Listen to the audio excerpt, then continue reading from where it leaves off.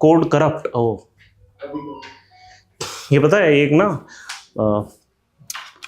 पहले पता क्या होता था, आपने ज़्यादातर लोगों ने प्रोग्रामिंग नहीं करी होगी, है ना।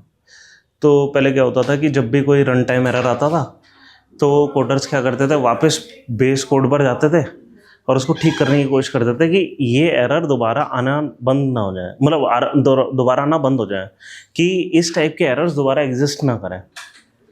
अभी पता है क्या हो रहा है कि लोग इतनी ज़्यादा प्रोग्रामिंग एआई की मदद से कर रहे हैं कि अब एआई की अच्छी बात क्या है, वो बहुत तेज कोड तो लिख देता है, बट कोड में अगर बीच में कहीं गलती आ रही है उसको ठीक करने के लिए इंसानी समझ की ज़रूरत है। अब क्योंकि अब लोग कम होते जा रहे हैं सिस्टम से, तो ऐसा हो रहा है कि जितने भी सॉफ्टवेयर हैं, ये ना एक इसको कहते हैं हम सॉफ्टवेयर एरर एपिडेमिक। क्या कि सॉफ्टवेयर में एरर इतनी तेज़ी से बढ़ते जा रहे हैं और उनको ठीक करने वाला कोई है नहीं। तो एक ऐसी सिचुएशन पर हम इवेंचुअली पहुंच जाएंगे कभी ना कभी, जहाँ पे एरर्स बहुत ज़्यादा हो जाएंगे, क्योंकि हर कोई एआई से कोड कर रहा होगा और लेकिन उसमें कोड में कोई करेक्शन करने वाला व्यक्ति नहीं। हाँ, तो वही तो, ये लोग इनफैक्ट अब पूछते हैं कि भाई हमने जो हाइप बना रखी थी ना एआई के ऊपर, ये इतनी बड़ी है नहीं। तो लोग कह रहे थे कि अभी जॉब खा जाएगा, ये कर देगा, वो कर देगा। जब एआई हम करेंगे ना जिस दिन, उस दिन हम देखेंगे कि एआई जो अभी चल रहा है वो एआई है क्या, ठीक है, और फिर वो एक्चुअली पोटेंशियली कर क्या सकता है, जो बेस्ट एस्टिमेट्स हैं अभी हमारे। और बेस्ट एआई तो उतना ही कर सकता है जितना हम बोलेंगे उससे ज़्यादा। नहीं, एआई अलग चीज़ है, प्रोग्रामिंग अलग चीज़ है, एआई अलग चीज़ है। एआई में हमने उसको प्रोग्राम कर दिया है कि वो खुद नई चीज़ें बनाए, है ना, खुद अपनी प्रोग्रामिंग लिख ले, अपनी प्रोग्रामिंग लिख ले, है ना। तो इस लेवल का एआई है। चलो खैर, हम कहाँ थे, क्या हमने एपिडेमिक्स वगैरह ये सब कर दिया था। इस बारे में थोड़ी बहुत डिस्कशन हो गई थी कि एंट्री पॉइंट्स क्या होते हैं इन्फेक्शंस के, है ना, और टारगेटेड टिश्यूज़ होते हैं कि ज़्यादातर इन्फेक्शन किसी एक टाइप के टिश्यू को टारगेट करते हैं और उसी तरीके से फिर स्प्रेड करते हैं, ठीक है। तो टिश्यू स्पेसिफिक इंटरेक्शंस हो गए हैं। और फिर हमने पैथोजेंस के बारे में थोड़ा बहुत पढ़ा था कि वेक्टर बॉर्न डिजीजेस क्या होते हैं, होस्ट क्या होता है, रिजर्वायर, इन्फेक्शियस एजेंट्स क्या होते हैं, है ना, और कैरियर्स क्या होते हैं या वेक्टर्स क्या होते हैं, ठीक है।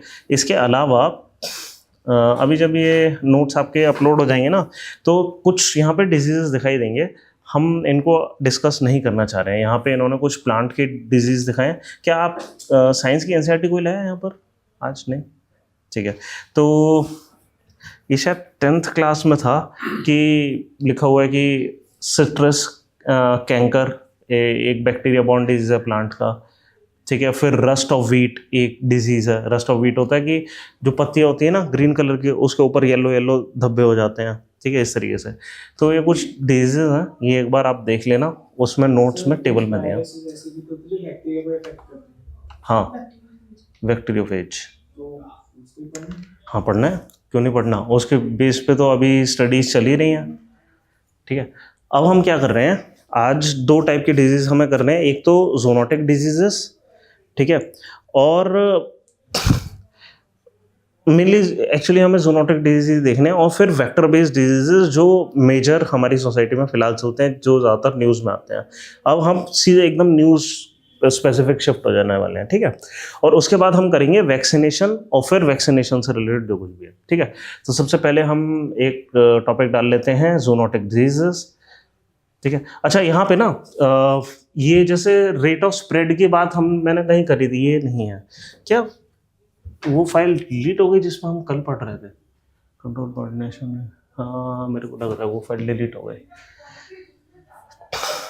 चलो, यहाँ ना एक रिप्रोडक्शन नंबर, एक इन्फेक्शियस डिजीज का हम क्या बोल रहे हैं, जोनोटिक डिजीज, ठीक है। जोनोटिक डिजीज क्या होते हैं? वो डिजीजेस जो कि एनिमल्स में जनरली अफेक्ट कर रहे होते हैं, उनका ओरिजिनल होस्ट किसी टाइप ऑफ एनिमल होता है, हम नहीं होते एक्चुअली होस्ट, लेकिन किसी वजह से वो वायरस या माइक्रोब अपना मतलब जेनेटिक नेचर चेंज करता है और किसी तरीके से हमारे ऊपर भी अटैक करना शुरू करता है। किस तरीके से करेगा कि मतलब क्या है कि वो एनिमल टिश्यू ससेप्टेबल है, इसलिए वो एनिमल टिश्यू होस्ट है, लेकिन उन्होंने अपना कुछ नेचर चेंज करा है जिसकी वजह से वो अब हमसे भी बाइंड कर रहे हैं और इसकी वजह से क्या हो रहा है कि अब हम भी होस्ट, पोटेंशियल होस्ट बन गए हैं। तो वो डिजीजेस जो कि एनिमल्स से जंप करते हैं टू ह्यूमंस, उनको हम क्या कहते हैं? Zoonotic disease, disease with animal origin. ठीक है, सिंपली जूनोटिक डिजीज क्या है? वो इन्फेक्शियस डिजीज जिनका एनिमल ओरिजिन है, लेकिन बेसिकली वो कह रहा है कि वो मैंने बताया कि सारे माइक्रोब्स जितने भी होते हैं वो सब टिश्यू स्पेसिफिक टारगेट करते हैं, है ना, कि रेस्पिरेटरी इलनेस उस टाइप के टिश्यूज को टारगेट करेगी, है ना, ओरल फीकल रूट वाली इलनेस उस टाइप के टिश्यूज को टारगेट करेगी। ठीक है, ये तो हमारे बॉडी तक के टिश्यूज में मतलब स्पेसिफिसिटी होती है। ये और ज्यादा तगड़ी स्पेसिफिसिटी होगी कि कोई एनिमल टिश्यू को टारगेट करने वाली चीज हमारे टिश्यू को टारगेट करना शुरू कर दे। विद इन एनिमल्स ऐसा नहीं है, कई सारा, इनफैक्ट ह्यूमंस पे भी जो टारगेट करते हैं माइक्रोब, ऐसा थोड़ी है कि सारे ह्यूमंस को टारगेट करते हैं। जैसे हमने देखा कि कोविड था, वो हर किसी को सिम्टम नहीं दिखा रहा था। वो ऐसा क्यों है? क्योंकि किसी वजह से ऐसा हो रहा है कि मतलब कुछ लोगों के जीन्स हैं वो उतना अच्छा इंटरेक्ट नहीं कर रहे बाकी लोगों के जीन्स कंपैरिजन में, है ना। तो बहुत ही जीन स्पेसिफिक टारगेट होते हैं। ठीक है, तो हाँ, हर चीज जीन स्पेसिफिक है। सर, ये बात सच है क्या? तो जूनोटिक डिजीज मानते हैं सर? हाँ, है ही ना, वो चिंपैंजी ओरिजिन था most probably, I think chimpanzee था। ह्यूमंस पे तो मिला नहीं क्योंकि ये ट्रांसमिट, हाँ, वो मतलब और जितने भी सेक्सुअल रूट से ट्रांसमिट होने वाले डिजीज होते हैं ना, मेनली वो कनेक्टिव टिश्यू के वो होते हैं, यानी कि ब्लड स्ट्रीम वगैरह में जाने वाले होते हैं। तो ये इस टाइप का डिजीज रहा होगा जो कि सिर्फ और सिर्फ तब स्प्रेड कर सकता था कि रेस्पिरेटरी तरीके से नहीं, एयरबॉर्न नहीं हो सकता था, ये ओरल फीकल रूट से नहीं हो सकता था। ये किसी वजह से कभी किसी ने चिंपैंजी को मारा होगा, उसको खाने की कोशिश करी होगी, तो वो इन्फेक्शन हमारे अंदर आया। नहीं, चाइना से नहीं हुआ एड्स, अफ्रीका में। अच्छा अच्छा, नहीं अफ्रीका में किसी ने करा होगा ये काम, क्योंकि अफ्रीका में होता है। हाँ, हमें ये सारे करने हैं। ठीक है, तो हाँ, आप कुछ कह रहे थे अभी? नहीं, इसके पीछे कॉन्स्पिरेसी था ना कि किसी ने बनाया हुआ सर। पता है, इतना इंटेलिजेंट कोई नहीं हो सकता। मैंने ये कॉन्स्पिरेसी था। नहीं, इतना इंटेलिजेंट कोई नहीं हो सकता, बहुत मुश्किल है। कोविड में था? नहीं, मेरे को नहीं लगता कोई इतना इंटेलिजेंट हो सकता है कि बना दे।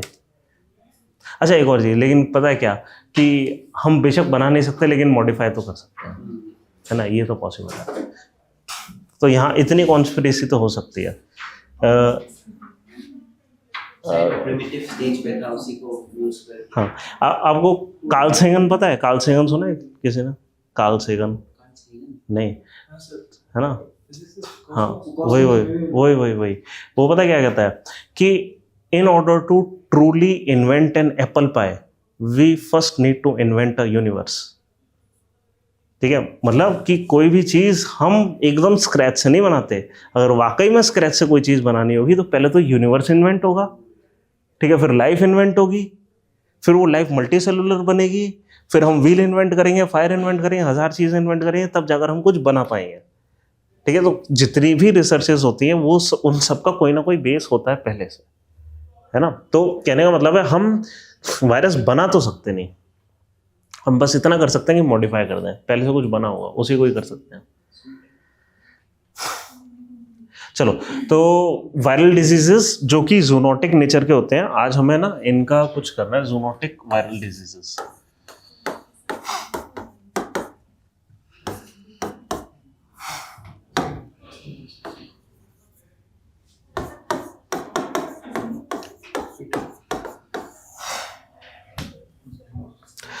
ठीक है, सबसे कुछ डिजीजेस में आपको बस वैसे ही बोलूंगा, ठीक है, कुछ डिजीज के बारे में हम थोड़ा बहुत लिखेंगे। सबसे पहले रेबीज, ठीक है, और 97% of rabies are caused by dogs in India. ठीक है, रेबीज होता क्या है? ये एक किस्म का वायरल डिजीज है, ठीक है, और आपने सुना रेबीज के बारे में? वैसे क्या होता है? हाँ, कुत्ते पानी से डरता है, कुत्ते तो पागल हो जाते हैं, हम पानी से डरने लगते हैं। ठीक है, मतलब है इतना क्या, मतलब ये बहुत कुछ होता है। ये हमारे नर्वस सिस्टम के साथ अटैक कर रहा है, वो उनके नर्वस सिस्टम से अटैक करता है और हमारे नर्वस सिस्टम से भी।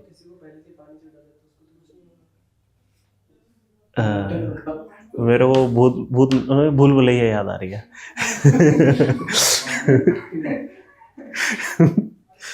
ठीक है। चलो ठीक है, तो बस इतना ही है। अब यहाँ पे ना इसके लिए एक प्रोग्राम बस बनाया, ठीक है। हम अब करना क्या चाह रहे हैं कि ऐसा करते हैं, यहाँ पे भी एक टेबल बना लेते हैं। कल वो जो टेबल बनाई थी ना, नोट्स में दी नहीं है मैंने, बस बनवा लिया आपसे, ठीक है। आप ऐसा करो, रेबीज तो आपने लिख ही लिया है, एक प्रोग्राम का नाम लिख दो बस, नेशनल एक्शन प्लान। इसके अंदर लिख दो। हाँ, रेबीज के अंदर ही, national action plan for eliminating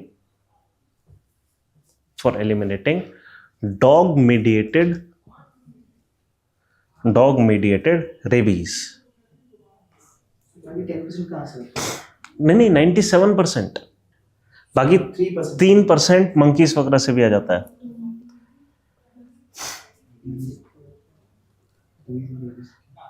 ठीक है, तो ये अच्छा, इनका जो मेन होस्ट है, रेबीज का मेन होस्ट क्या है? हम जूनोटिक डिजीज कर रहे हैं, है ना, जिनके मेन होस्ट हम नहीं है। रेबीज का मेन होस्ट मतलब क्या हो गया? डॉग, है ना।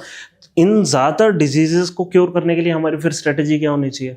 हम तो मेन होस्ट है नहीं, हमारा वैक्सीनेशन करने से तो काम नहीं चलेगा। हम क्या करें? पकड़ के कुत्तों को वैक्सीनेट करना है। हाँ, नहीं, खुद तो वो एक्चुअली है ही बीमार, पहले से ही बीमार है, वो तो होस्ट है ही। हाँ, नहीं सारे नहीं, जिनको रेबीज है, जो आपको लग रहा है ना कि वो अलग तरीके से एक्ट कर रहा है और मतलब एजिटेटेड है बहुत ज़्यादा, है ना, वो वाले जो डॉग्स हैं ना, वो मतलब पोटेंशियली रेबीज के होस्ट हो सकते हैं। हो सकता है इस वजह से, मतलब अगर वो पागलपन सा कुछ है तो मतलब उसका न्यूरल सिस्टम अफेक्टेड है, हो सकता है वो रेबीज से अफेक्टेड हो। अगर है तो वो, और बुरी बात क्या है कि ये जो वायरस है वो हम पर भी जंप कर सकता है, ठीक है। तो बेटर क्या है कि जब भी हम, क्यों कहते हैं कि भाई उस कुत्ते को ढूंढो, इसलिए कहते हैं कि वो किसी और को इन्फेक्ट ना करना शुरू कर दे। हम, क्योंकि हमारे पास है वैक्सीनेशन रेबीज की, हम चाहेंगे उसको हम ट्रेस करके उसको वैक्सीनेट कर दें और ज़्यादा ना स्प्रेड करे। वो बात अलग है कि वो कभी रिकवर नहीं हो पाएगा, मर जाएगा, लेकिन एटलीस्ट ये किसी और को नहीं मारेगा, है ना। क्योंकि एक बार एक होस्ट से दूसरे होस्ट पे गया, फिर वो आगे और होस्ट पे जा सकती है चीज़ें। हाँ, तो डॉग टू डॉग तो जाएगी, वो तो होस्ट है ही, है ना। बस बात ये है कि हमें भी आ सकती है ना। और प्रॉब्लम क्या है कि हमें डॉग से एक्चुअली कोई मतलब नहीं है ज़्यादातर लोगों को। कुछ लोग डॉग लवर होते हैं, ठीक है, उनकी नहीं कह सकते, लेकिन मतलब सबसे बड़ी प्रॉब्लम क्या है कि हमारे ऊपर आ जाए। पीटा, अरे वो एनिमल वाली एक ऑर्गेनाइजेशन है, ठीक है। तो ये इनिशिएटिव है क्या? सस्टेन्ड मास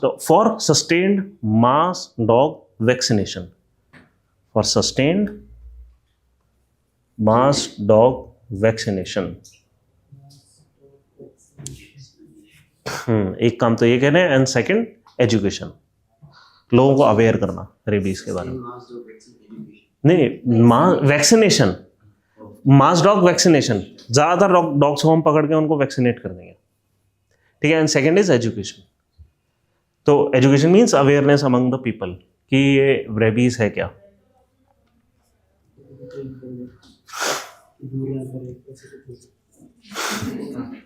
हाँ, सबसे पहली चीज़ तो ऐसे कुत्तों से दूर रहा करें, और अगर मिल गए तो इमीडिएटली अपने म्युनिसिपल अथॉरिटी को कांटेक्ट करें कि एक ऐसा कुत्ता मिला है ना, कि इसका कुछ करो।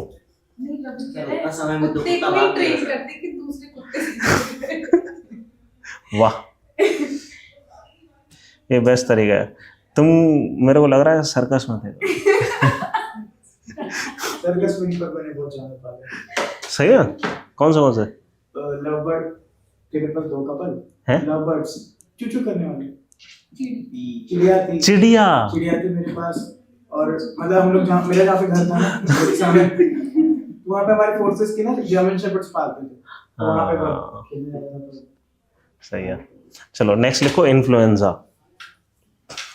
इन्फ्लुएंजा इंपॉर्टेंट है, क्योंकि इन्फ्लुएंजा की बहुत वैरायटीज है। स्वाइन फ्लू, बर्ड फ्लू, सब कुछ इन्फ्लुएंजा है, ठीक है। नहीं, इसको बस नाम रखा है हमने इन्फ्लुएंजा, ठीक है। A family of RNA viruses caused by a family of RNA viruses.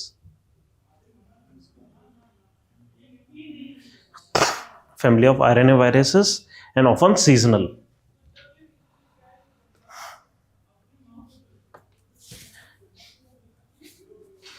ठीक है, इसमें ना आपने अब वायरसेस और उनके नाम किस तरह रखते हैं वो साइंटिस्ट खुद देखते हैं, लेकिन इनमें से कुछ आपने सुने होंगे, जैसे N1H1 सुना,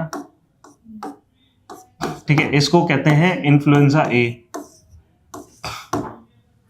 ठीक है, सुना है N1H1 N2H3 ऐसे करके, है ना, वो ये अच्छा इन्फ्लुएंजा, फिर एक इन्फ्लुएंजा बी है, H3N2 है, N3H2 है ना, ओ H1N1 है, मैंने उल्टा लिख दिया, N1H1 H3N2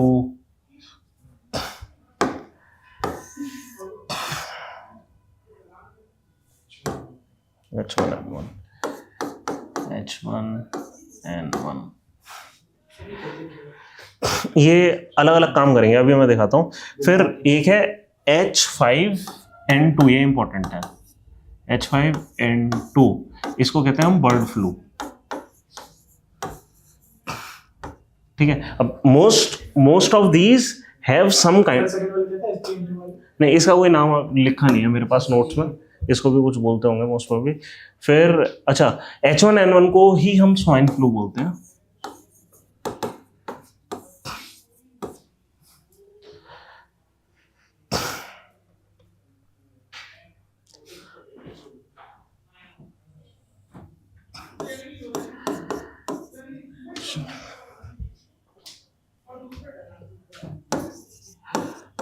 H9N2 भी एक वेरिएंट है बर्ड फ्लू का। और एक है बर्ड फ्लू की भी ना बहुत वेराइटीज हैं, बस ये कि बर्ड फ्लू क्या है, एक जेनेरिक टर्म है that refers to a large family of viruses that affects birds, that's all, है ना। तो अब क्या कि ये किसी को कर रहा है, फिर एक H5N1 है, ये सिर्फ डक्स को करता है, ठीक है। But most of the viruses, for example the viruses that are affecting ducks would often affect even chickens। क्यों? क्योंकि उनके जेनेटिक सिमिलैरिटी है, ठीक है, सेम फैमिली की चीजें हैं, इसलिए। आप सही में ये आइडिया नहीं था मेरे को, बट ठीक है, आप समझ रहे हैं कि उनमें तो आसानी से स्प्रेड हो सकता है, ठीक है। और प्रॉब्लम क्या है, ये हमारे अंदर भी कभी कभी स्प्रेड हो जाते हैं, ठीक है, लेकिन बहुत आसान नहीं है इनका स्प्रेड होना। स्वाइन फ्लू के कुछ ही केसेस मिले हैं कभी कि ह्यूमंस पे स्प्रेड हुए हैं, बर्ड फ्लू के बहुत रेयर केस हैं कि हमारे ऊपर स्प्रेड हुए हैं। But point is if there is a possibility of this jumping to humans, ठीक है, तो कुछ भी फिर पॉसिबल है। अगर नेचर चेंज हुआ तो कभी भी ये खतरनाक हो सकता है किसी भी पॉइंट ऑफ टाइम पे, ठीक है। जैसे कोविड है, इसको कहते हैं सार्स, ठीक है, रेस्पिरेटरी सिंड्रोम है एक किस्म का, ठीक है। अब ये जो सार्स है पहले भी बैट से एक बार आ चुका है, ये 2005-6 की बात है, तब भी चाइना में ही ये चीज हुई थी, क्योंकि वहां पे बैट्स खाते थे, ठीक है। अब मतलब उस समय ही हमें सीरियसली लेना चाहिए थी, ये कभी भी स्प्रेड हो सकता है, क्योंकि हम अभी बर्ड फ्लू को कितना सीरियसली लेते हैं, आप समझ रहे हो। कब ये नेचर चेंज करेगा और वाइड स्प्रेड हो जाएगा हमें क्या पता। आप समझ रहे हो बात को। और कोई चीज अगर बैट से अगर आती है ना, इनफैक्ट उसमें ज्यादा सजग रहना है, क्योंकि बैट तो मैमल है ना, उनकी जेनेटिक सिमिलैरिटी हमारे साथ ज्यादा है, तो ज्यादा चीजें वहां से आ सकती हैं, है ना। और बैट की मतलब इस कॉन्टेक्स्ट में बैट की बुरी बात क्या है, बैट बहुत अच्छे वेक्टर्स हैं, क्यों? बिकॉज दे कैन फ्लाई, ठीक है। बर्ड्स अच्छे वेक्टर हैं because they can fly. How do this bird flu spreads, कि जब भी ऐसा कभी बर्ड फ्लू आ गया, हमेशा न्यूज में मतलब हमारी मिनिस्ट्रीज हैं कहना शुरू कर देंगी कि बर्ड केजेस को कवर करके रखो। जनरली क्या होता है कि एक एग्जिस्टिंग बर्ड केज है, इसमें आपने बर्ड पाल रखी है, ठीक है, और ये क्या है, जाली जैसे होता है, चारों तरफ से ऊपर से जालीदार होता है ना। कोई दूसरी बर्ड आई और यहाँ पे आकर बैठ गई, ठीक है, और उसकी जो ड्रॉपिंग्स है उससे ये फिर से स्प्रेड हो जाएगा, आगे फैल जाएगा। हाँ, तो हमें करना क्या, इन सारी चीजों के लिए स्प्रेड को रोकने के लिए एक ही तरीका है, क्वारंटीन करो। और क्वारंटीन का बर्ड्स का सबसे आसान तरीका है, क्योंकि बर्ड्स अक्सर हम कैप्चर करके रखते हैं। आपको कुछ नहीं करना है, यहाँ पे प्लास्टिक की शीट लगा देनी है, हो गया क्वारंटीन, ऊपर से ड्रॉपिंग नहीं आएंगी। ठीक है, हो सके तो इसको मतलब ओपन में रखो ही मत, ठीक है, और बेटर है। ठीक है, तो ये आसान तरीके होते हैं हमारे पास इससे डील करने के लिए। ठीक है, इसमें लिखो कि इन्फ्लुएंजा केसेस, अब हम ओवरऑल इन्फ्लुएंजा के लिए लिख रहे हैं, ये हमने बस ये देख लिया कि इन्फ्लुएंजा की कई सारी वेराइटीज हो सकते हैं, including swine flu and varieties of bird flu. नहीं, वो तो अलग है, वो अलग है, वो भी हम देखेंगे आज। ठीक है, इन्फ्लुएंजा के लिए, हाँ मैं क्या कहना आ रहा था, हाँ, cases are recorded in these cases generally, मैंने बताया था ना कल एक की इंटीग्रेटेड डिजीज सर्विलेंस प्रोग्राम है इंडिया का, वो सर्विलेंस करता रहता है। इसका जनरली मतलब आधे टाइम ये सिर्फ इन्फ्लुएंजा को ट्रैक करने में बिजी रहते हैं। ठीक है, अच्छी बात यह है कि हमारे पास ऐसा सर्विलेंस प्रोग्राम है, तो वो कोविड को भी ट्रैक कर पा रहे थे, तो सेम इंफ्रास्ट्रक्चर को हमने यूज कर लिया था कोविड को ट्रैक करने के लिए। ठीक है, तो हम लिखना क्या, recorded by integrated disease surveillance program, disease surveillance program. ठीक है, इसका जो सबसे बड़ा एपिडेमिक अभी तक आया है 2019 में आया है, 31 लोग मरे थे राजस्थान में। हाँ, ठीक है, बर्ड फ्लू था वो। ठीक है, तो 2019 एपिडेमिक इन राजस्थान।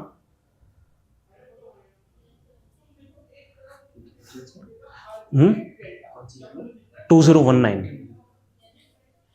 ठीक है, ये वो साल था जब लोग समझते नहीं थे कि एपिडेमिक से लोग मरते हैं। हम भूल चुके थे कि 100 साल पुरानी बात हो गई, अब कहाँ एपिडेमिक से मरते हैं, है ना। इसलिए क्या है कि लोगों के साइकी में लोग मतलब लाइटली लेने लगे थे हाइजीन वगैरह को। ठीक है, नेचर ने याद दिला दिया।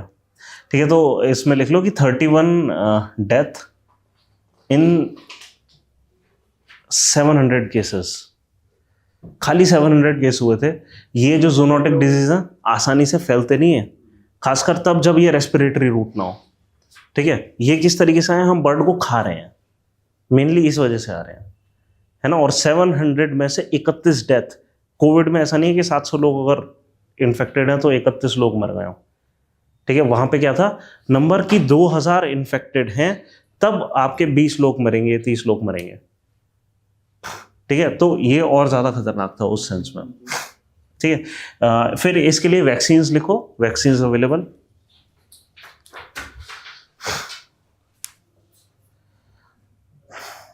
क्योंकि ये होस्ट ऑफ वायरसेस हैं और इन वायरसेस का नेचर भी काफ़ी चेंज होता है, इसलिए हम क्या करते हैं जनरली इनकी वैक्सीन्स में एक नहीं 3-4 टाइप की वैक्सीन्स मिलाकर फिर किसी को देते हैं। ठीक है, तो 2 types of vaccines are used. देखो 2 types of vaccines are used.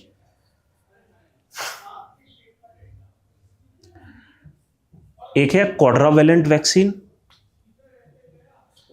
Quadrivalent,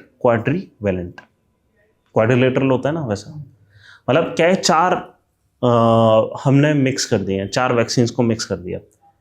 ठीक है, और एक है trivalent influenza vaccines, trivalent influenza vaccine. ये जो क्वाड्रीवेलेंट है, हाँ जी, इन्फ्लुएंजा वैक्सीन। किसका नाम लगता है? अल्फोंसो। वो नाम कैसे पड़ा था? हाँ, अल्फोंसो डी अल्वारेस का था। अच्छा, वैसे अल्फोंसो जो आम है वो एक्चुअली कौन सी वैरायटी है आम की? रत्नागिरी वैरायटी। ठीक है, रत्नागिरी कहाँ है? गोवा के जस्ट ऊपर महाराष्ट्र में, है ना, वहां पे ये सारे आम होते हैं इस टाइप के। हाँ, नासिक तो संतरे के लिए नहीं, नागपुर है वो तो। प्याज। हाँ, नासिक की प्याज तो आती है, बट क्या उसके लिए, हाँ नासिक से प्याज तो आते हैं, पता नहीं। वाइन के लिए फेमस होगा, ग्रेप्स के लिए, आई थिंक ग्रेप्स के लिए होना चाहिए, क्योंकि ठंडा, हल्का सा ठंडा मौसम चाहिए ना, वहां पर है थोड़ा सा ठंडा। वहां पे ठंडा क्यों होगा? यस, एलिवेशन हाई है। हमारा जो इंडिया है वो जो टिप है यहाँ से लेकर यहाँ तक नीचे की तरफ सारी रिवर्स उस साइड को बह रही है, मतलब स्लोप उस साइड को है, मतलब ये इलाका ऊंचा है। तो यहाँ पे आने वाले जितने भी शहर हैं वो थोड़े से ठंडे होंगे, जैसे नासिक, जैसे पुणे, जैसे बेंगलोर। ठीक है, इसलिए बेंगलोर में आईटी हब है। क्यों? रहने के लिए बहुत बढ़िया है। ठीक है, आपको पूरे साल गर्मी नहीं लगेगी, एकदम मस्त रहोगे।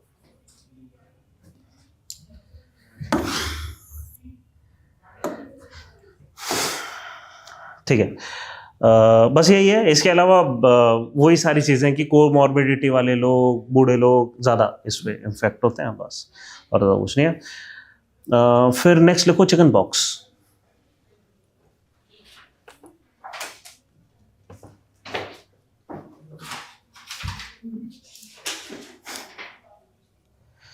ठीक है, इसमें इसका नाम है वेरिसेला। वायरस का नाम बता रहे हैं, वेरिसेला क्या हो गया, जोस्टर वायरस।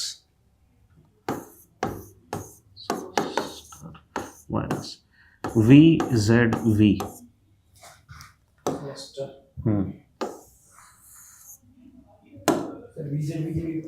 वेरिसेला और जोस्टर वायरस, इसको बोलते ही हैं VZV। सही, चिकन पॉक्स में ऐसे क्यों होता है कि इसको एक बार हो गया तो दूसरा होने के बहुत कम चांसेस होते हैं? क्योंकि एंटीबॉडीज बॉडी में बन जाती है ना। रेजिस्टेंस हो जाता है। हाँ, रेजिस्टेंस हो जाता है उसका। एक बार कोविड हो गया तो हो सकता है दोबारा ना हो। कोविड का भी ऐसा है? हो क्या? इसलिए तो मुझे नहीं पता, मुझे हो सकता है सर एक बार। क्या तुमने वैक्सीन लगा ली है? नहीं, वैक्सीन तो लगवाई थी। तो बस, आपको पता नहीं है जब वैक्सीन आई थी तो उसमें वो नियम डाले गए थे कि अभी हम 60 से ऊपर वालों को करेंगे, 70 से ऊपर वालों को करेंगे, है ना। फिर थोड़ी सी और हो गई तो उन्होंने कहा कि हाँ 25 वालों को भी कर लेंगे, लेकिन जिनको पहले से कोविड हो चुका है उनको नहीं करेंगे। नियम में ही आया था। क्यों? जिनको पहले से कोविड हो गया उनको एंटीबॉडीज नेचुरली आ गए, उनको वैक्सीन की वैसे भी जरूरत नहीं है।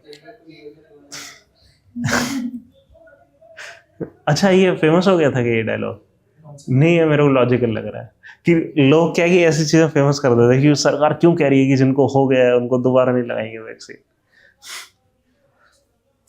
हाँ चलो, तो चिकन पॉक्स ये हो गया, और ठीक है बस, और ज़्यादा इसमें कुछ है नहीं, बस इतना ही है, हमारे लिए इतना इम्पोर्टेंट नहीं है।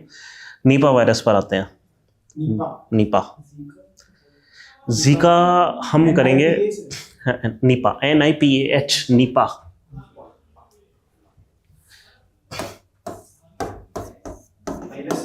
हाँ जी, नीपा वायरस। इसका होस्ट है बैट। बैट, ठीक है। Spreads through oral faecal root.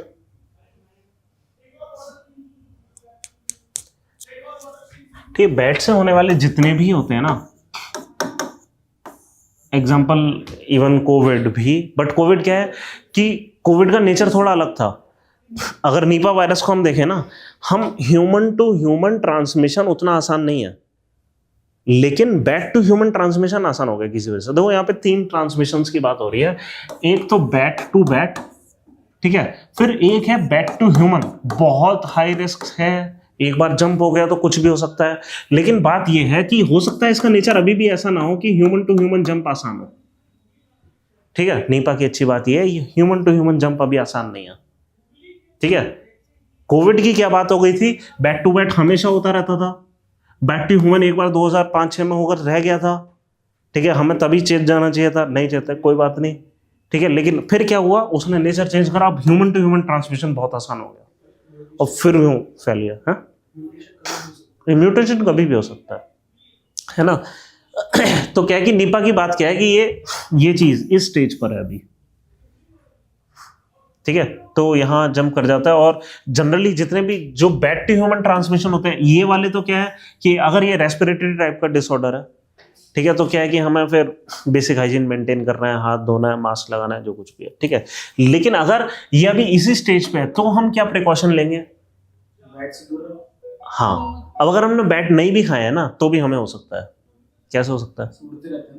नहीं, वो तो ठीक है, वो जनरली क्या करेंगे, वो जनरली क्या होता है, कोकोनट ट्रीज, पाम ट्रीज, ठीक है, वहां पे उनको सबसे अच्छा खाना मिलता है क्योंकि ह्यूमन इंटरवेंशन है नहीं, दूर है। बैट्स को सबसे डर लगता है ह्यूमन से। ठीक है, वो हमसे जितना दूर अगर उनको फूड मिल जाए उतना अच्छा। तो हम उन इलाके में जहाँ पे बैट्स हैं और वो कोकोनट और पाम ट्रीज पे फीड कर रहे हैं, वो जनरली क्या करेंगे, उन कोकोनट को खाएंगे, उनको झूठा कर देंगे, या फिर अपनी फीसीज या जो भी ड्रॉपिंग सलाइवा वगैरह वहाँ को छूट जाएगी। ठीक है, अगर हमने मतलब पहले से अगर आपको लग रहा है कि ये कोकोनट हो सकता है किसी ने खाया हुआ है, किसी बैट का खाया हुआ है, ठीक है, तो उसको नहीं यूटिलाइज करना चाहिए। अगर उसको वो किसी वजह से आ गया है ह्यूमन फूड चेन में, तो एक पॉसिबिलिटी कि बैट टू ह्यूमन जंप होगा वायरस। ठीक है, तो मोस्ट प्रोबेबली कोविड भी इसी तरह जंप हुआ होगा।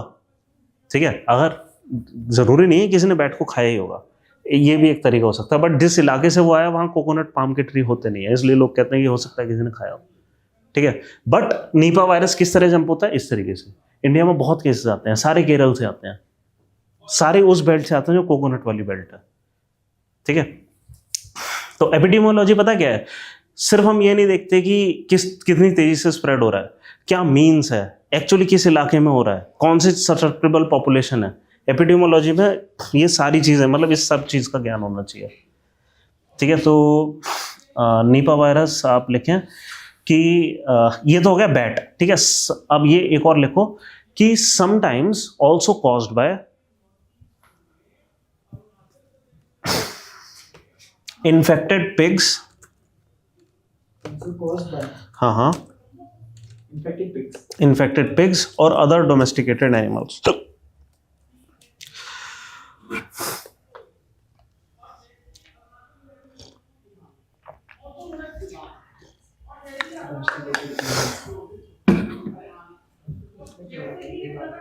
हाँ जी, ये क्या कर रहे हो? क्या चीज? गुड क्वेश्चन, पर वो मैंने देखा नहीं।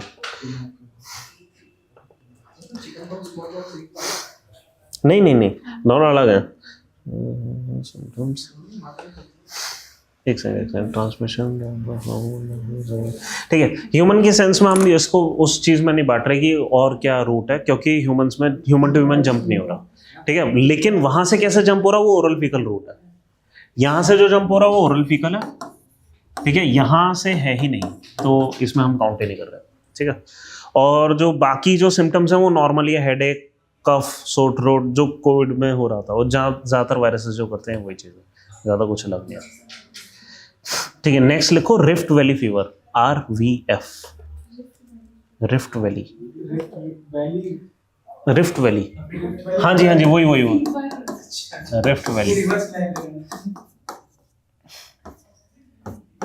वो रिफ्ट वैली के बीच में रिवर है, उसको रिफ्ट वैली रिवर बोलते हैं क्या? हाँ, तो फिर रिवर क्यों सुनाई दिया है? बीच में लेक्स है ना, ग्रेट लेक्स। हाँ, और रिवर्स भी होते हैं जनरली, यहाँ लेक होते हैं ना। ज्यादातर जो लेक्स बनते हैं ना वो इसी तरह बनते हैं कि कोई ना कोई रिवर है जो वहां पे अंदर आ रहती है, जैसे एरल सी। अब एरल सी जानते हो कहाँ है? एरल सी, अरल सागर, हाँ, कजाकिस्तान वाला ऊपर, कैस्पियन, अरल है। हाँ, ऐसे तो बना है, और कहाँ से आएगा पानी? गड्ढा हो गया, पानी कहाँ से आया? ओह नहीं, आप एकदम सही कह रहे हो, बारिश से आया, पर सिर्फ यहीं पे बारिश पड़ेगी और यहाँ पानी आ जाएगा, ऐसा कैसे होगा? नहीं, अंडरग्राउंड स्प्रिंग कैसे बनती हैं कि कभी माउंटेन्स फोल्ड हुए तो पानी का पैच अंदर दब गया। ठीक है, ज्यादा आसान नहीं होता ये काम होना। ठीक है, यहाँ पे ये कैसे हो रहा है कि मैंने कहीं पे डिस्कस करा था, ये पिछला सब्जेक्ट हमने कौन सा करा है इससे पहले, ऑक्सफोर्ड वगैरह, तो ठीक है। वो होता है ना वाटरशेड। वाटरशेड क्या होता है? हाँ, यस, उसकी सारी ट्रिब्यूटरीज। अब यहाँ पे पानी कैसे आ रहा है? बारिश से आ रहा है, आप सही कह रहे हो, बट पूरा वाटरशेड ले लो ना यहाँ का, कि जहां जहां पे पानी बरसा वो एक ड्रेनेज चैनल बनाएगा। जब भी पानी बरसता है उसका 50% ऐसे ही इवेपोरेट हो जाता है, 25% के आसपास स्ट्रीम्स के अंदर डायरेक्टली आता है, कुछ अंडरग्राउंड चला जाता है। जो भी अंडरग्राउंड भी इवन अगर जा रहा है वो कभी ना कभी बाहर आएगा स्प्रिंग्स के थ्रू। ठीक है, तो वो सारा पानी कहाँ है? कहीं तो आएगा, और कहाँ पे कलेक्ट होगा? एक डिप्रेशन में। एरल सी खत्म हो रही है, आपको पता है ना, 90% खत्म हो चुकी है, उड़ जाएगी फेस ऑफ अर्थ से, वहां पे एक डेजर्ट बन गया है। ठीक है, वो जो आपके पुराने मैप थे ना, इतना बड़ा एरल सी दिखाते थे, वो इतनी बड़ी ऐसे एरल सी दिखाते थे, ऐसे कुछ बड़ी सी, अब वो घट के ऐसी रह गई है। हाँ चेक करो एक बार। डीप नहीं क्या? हैं जी, डीप तो बहुत थी, हमने खाली कर दी। नहीं, हमने सैंड माइनिंग नहीं करी, हमने कुछ और करा।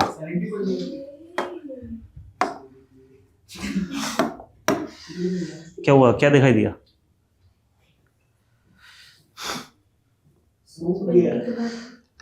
हमने, बताओ इसको खाली कैसे करा, बताओ, सोचो। इतनी बड़ी सी, पूरी सी हम कैसे खाली कर सकते हैं? हैं? हाँ यही तो फोटो। हाँ दिखाओ, सबको दिखाओ एक बार, पूछा करो फोन। देखो ये चीज, आपका क्या नाम है? हाँ देखो देखो पीछे, इसकी बात हो रही है। ठीक है, एरल सी खाली हो गई, हम कैसे खाली कर सकते हैं, सोचो। कोई तरीका है हमारे पास? ये सी थी, यहां पानी खारा था।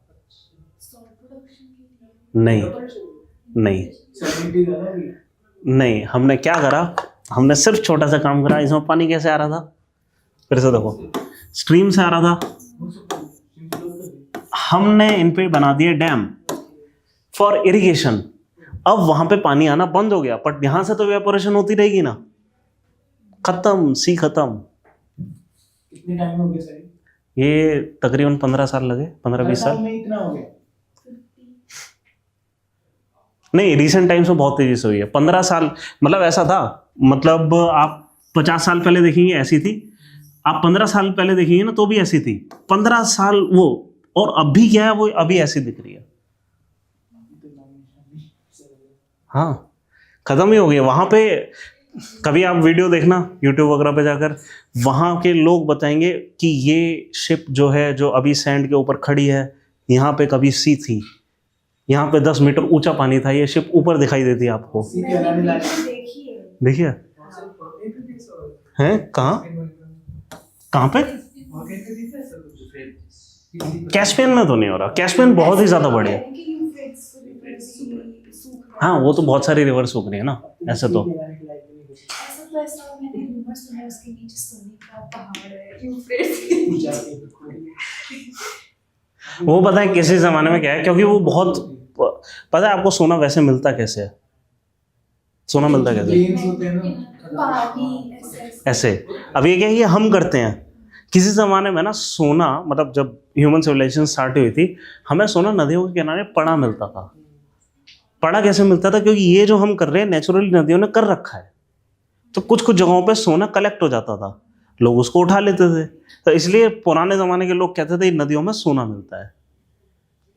और भी दूसरी चीज थी क्या, यूफ्रेटिस बहुत पुरानी नदी है, तो वो सिविलाइजेशन के पास रही है, तो लोगों ने जो भी ड्रॉप करा होगा, जैसे चलते हुए कई जगहों पे, ये पूरी दुनिया में ही ऐसा होता है कि लोग सिक्के गिरा देते हैं।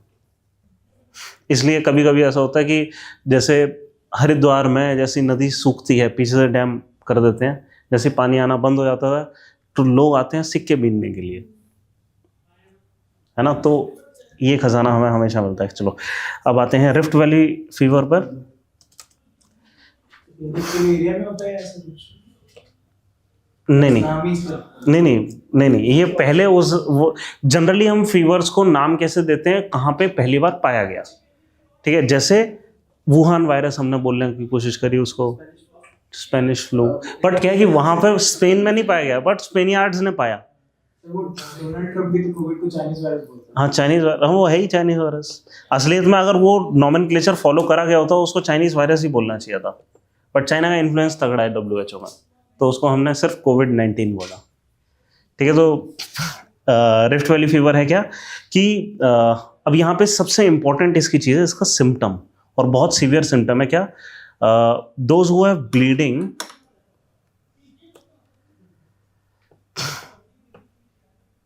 एक्चुअली क्या है कि यहाँ पे ना ब्लीडिंग के बहुत ज़्यादा चांस होते हैं रिफ्ट वैली फीवर। हाँ बहुत ज़्यादा चांस होते हैं, but the point is those who are bleeding have a very high chance of death. हाँ चोट लगी तो भरेगा नहीं, नहीं नहीं, वो तो प्लेटलेट कम हो गए ना, वो डेंगू वगैरह में हो रहे हैं, इसमें ऐसा नहीं है। बट हाँ शायद हो सकता है, क्या ऐसा है? ब्लीडिंग कौन से ब्लीडिंग देखो यहाँ पे ना कई सारे सिम्टम है, ये एक तो ब्लीडिंग, ठीक है, फिर इसके अलावा और कुछ सिम्टम्स लिखो, अदर सिम्टम्स।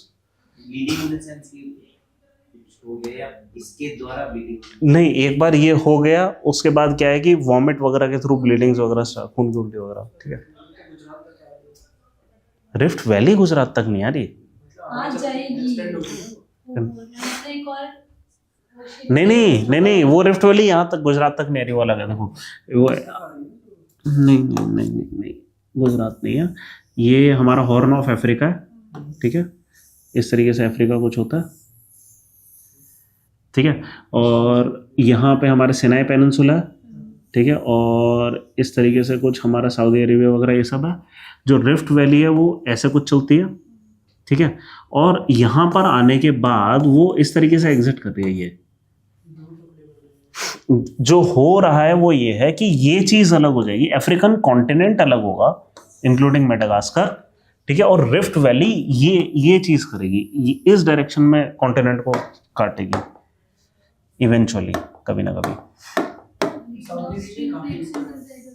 हाँ, और ये चीज यहाँ पे जो हमें समझ आ रहा है कि हो सकता है किसी किस्म का प्लूम है जो इसको इस साइड को शिफ्ट कर रहा है, और अगर इसने इस चीज को इस साइड शिफ्ट करा तो ऑब्वियसली क्या होने वाला है कि हाँ, जो इंडिया है ना, इस जगह से टकराएगा। अब ये ऑब्वियसली मैंने ठीक से प्रोपोर्शनली बनाया, ये इतना बड़ा नहीं होता, थोड़ा छोटा होता है। हाँ है, अब ये ना, ये कॉन्स्पिरेसी थ्योरीज है, हमें नहीं पता एग्जैक्टली, हमें ये बिल्कुल नहीं पता है। हाँ, देखो हमें ना इसका बिल्कुल नहीं पता कि एग्जैक्टली ये कैसे पैन आउट होने वाला है। हाँ, एक तो काफी मिलियन ईयर्स लगेंगे, ठीक है, तो हमारी इमीडिएट टेंशन नहीं है और इसलिए हम ये पढ़ते नहीं, ठीक है। और दूसरी चीज ये कि हमें नहीं पता एग्जैक्ट हमें ये पता है ये स्प्लिट हो रहा है, हमें नहीं पता एग्जैक्टली कौन सी फोर्स स्प्लिट कर रही है, नीचे एक मेंटल प्लूम है कि नहीं, उस हिसाब से बहुत सारी चीजें चेंज हो सकती हैं। ये हो सकता है उस साइड को जाए, हो सकता है उस साइड को ना जाए, नीचे की तरफ जाए। हाँ, हमें क्या पता क्या होगा, बट हाँ मतलब अभी तक जितनी स्टडीज हैं वो ये बता रही हैं कभी ना कभी इंडियन कॉन्टिनेंट से ही टकराएगा, ठीक है, बट कैसे टकराएगा, क्या होगा एग्जैक्टली हमें कुछ नहीं पता, ठीक है। तो उन स्पेकुलेशन, इसलिए क्या है कि हम इसको पढ़ते भी नहीं बहुत ज्यादा ज्योग्राफी में, ठीक है। अच्छा हाँ, अदर सिम्टम्स हम लिख रहे थे ना इसके, क्या कि मसल एक, वॉमिटिंग,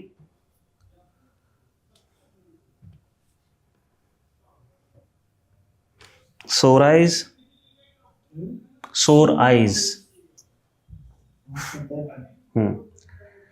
ठीक है। और ट्रांसमिशन कैसे होता है, मेनली ब्लड रूट के through, transmission contact with blood,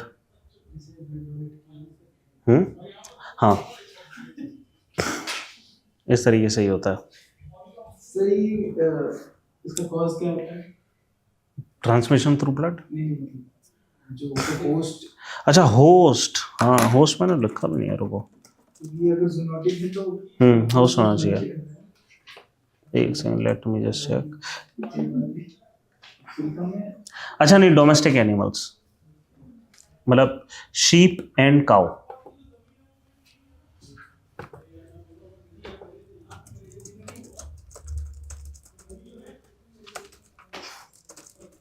लेकिन क्या है कि कभी कभी ना होस्ट को इम्पैक्ट मतलब उतना इम्पैक्ट नहीं करता, कर रहा है हमें, है ना। और ट्रांसमिशन कैसे, थ्रू ब्लड, है ना, ट्रांसमिशन आप ले लिया, ठीक है। जो भी ब्लड वाली चीज़ होती हैं एग्जैक्टली वैसे चलती हैं जैसे एड्स चलता है ना। कैसे ट्रांसमिट होता है एड्स?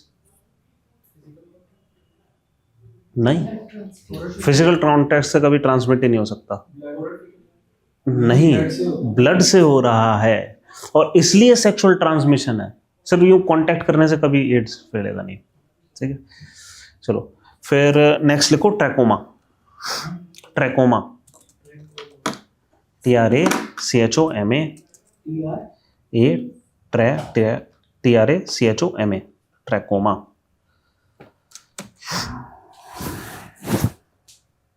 ठीक है। ये है ट्रांसमिशन, लिखो रेस्पिरेटरी,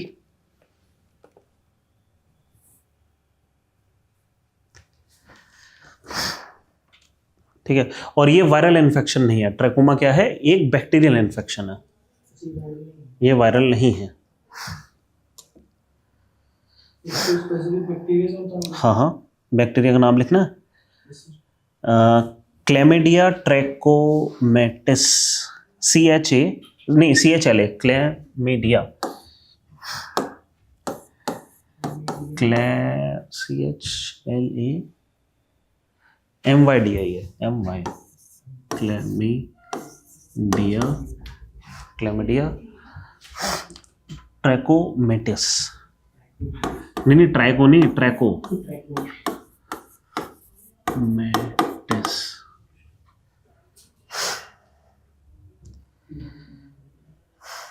ठीक है, अब इसकी सबसे बड़ी प्रॉब्लम क्या है, it is one of the major, लिखो, it is one of the major cause of avoidable blindness.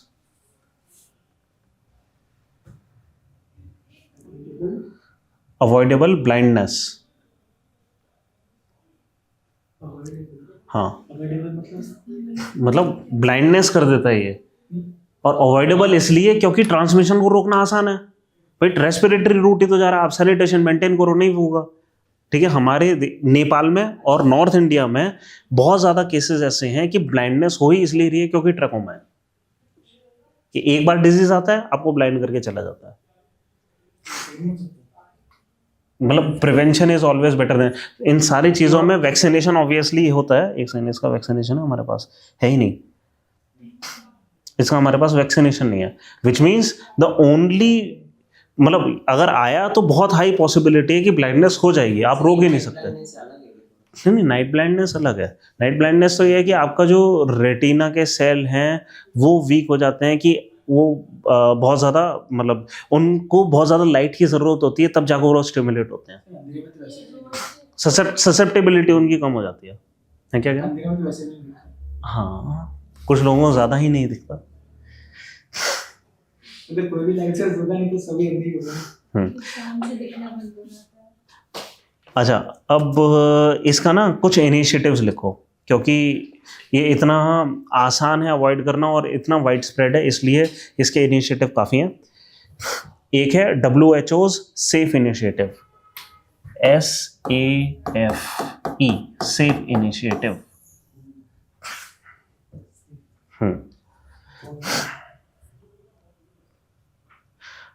इसका नाम, सेफ का फुल फॉर्म है ब्रैकेट में surgery, antibiotics, facial cleanliness and environmental improvement.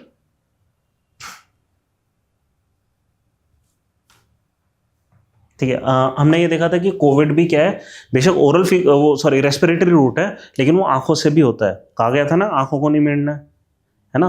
क्यों, ऐसा क्यों बोला जाता है? हाँ, मतलब क्या है कि हाँ, आंख में पानी है, इस तरीके से भी स्प्रेड हो सकता है कि हमारे, अब क्या है कि नोज जो है, नोज अंदर जो हमारी साइनस कैविटीज है ना, हाँ, ENT लिंक्ड होता है अंदर से, है ना, कि अंदर जो साइनस कैविटीज है वहां से कुछ जाता है, क्योंकि क्या है कि मतलब कुछ म्यूकस हमें यहाँ पे भी लाना होता है। ठीक है, क्यों? क्योंकि वो हमारे आंसू आने होते हैं। हाँ, है ना, इनफैक्ट आप वैसे भी आप कर सकते हो कि अगर आपको कुछ ज़्यादा मिर्ची वाला कुछ खा लिया है ना, तो क्या है कि नाक भी बहेगी, आँख भी बहेंगी, है ना, तो जब साइनस हो जाता है तो उससे हेडेक और आई में बहुत आई में पेन रहता है ना, तो क्या है कि ये सारी चीज़ें अंदर से लिंक्ड हैं। ठीक है, इसलिए हम क्या कहते हैं कि आंखों को नहीं मीड़ना है। ठीक है, अब जनरली क्या है कि रेस्पिरेटरी रूट से जो हो रहा है, अब ये क्या है कि रेस्पिरेटरी रूट से भी हो रहा है और आंखों को भी इम्पैक्ट कर रहा है ना, ब्लाइंडनेस कर दे रहा है। तो हम इसलिए ये कहा है कि इन्होंने सर्जरी तो बोला, ठीक है, वो क्या कहते हैं कि हमें एंटीबायोटिक बोला क्या, है ना, तो लेकिन उसके बाद फेशियल हाइजीन भी बोल रहे हैं। ठीक है, ये इसलिए इम्पोर्टेंट है। हाँ, फेशियल हाइजीन मेनली ये कि अगर आपने कुछ, मतलब मैं बहुत देर से अगर पढ़ा रहा हूँ, ऑब्वियसली मैंने कई चीज़ों को टच करा होगा, अब अगर मैं, हाँ, फेस पे हाथ ना लाऊं जब तक मैं हाथ धो ना लूँ, फेशियल हाइजीन ही है सिंपली, हाथ नहीं लगाना है। ठीक है, एक ये हो गया। ये 1997 का इनिशिएटिव है। हाँ ठीक है, and aim was to eliminate trachoma by 2020। हो गया। नहीं,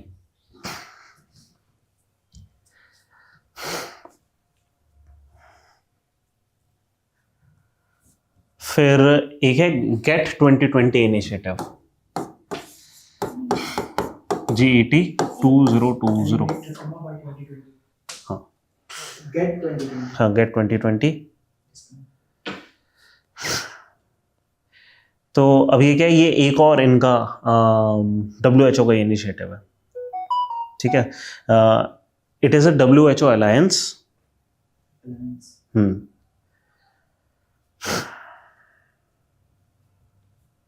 ठीक है, और एम क्या है, वो सेम, एलिमिनेट बाय 2020। हाँ, बाय 2020। ये 2014-15 के आसपास फिर से इन्होंने डबल डाउन करा था अपने। इसमें भी कुछ नहीं हुआ। नहीं नहीं, लेकिन यहाँ पे इन्होंने इस इनिशिएटिव के अंदर अच्छी बात ये थी कि जो इम्पोर्टेंट नेशंस है जहाँ पे अभी भी बच रहा है ट्रैकोमा, इंडिया, तो वहाँ पे मिनिस्ट्रीज के साथ पार्टनरशिप हुई थी। तो गेट 2020 इसलिए इम्पोर्टेंट है, लिखो कि ministry of health participated with WHO।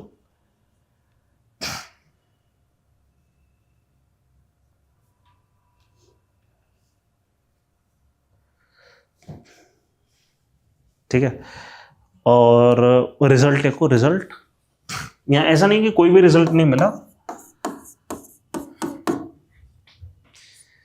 कि India is finally declared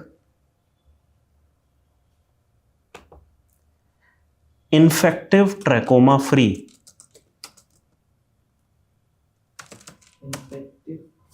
infective trachoma free.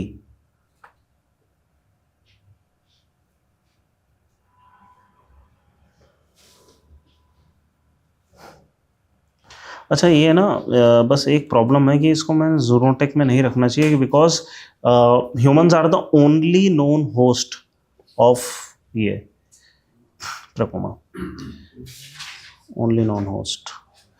तो इसको यहाँ से निकालना, humans are the only non host.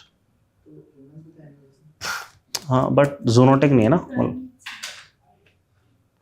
हाँ बट एनिमल ही हुआ, नॉन होस्ट।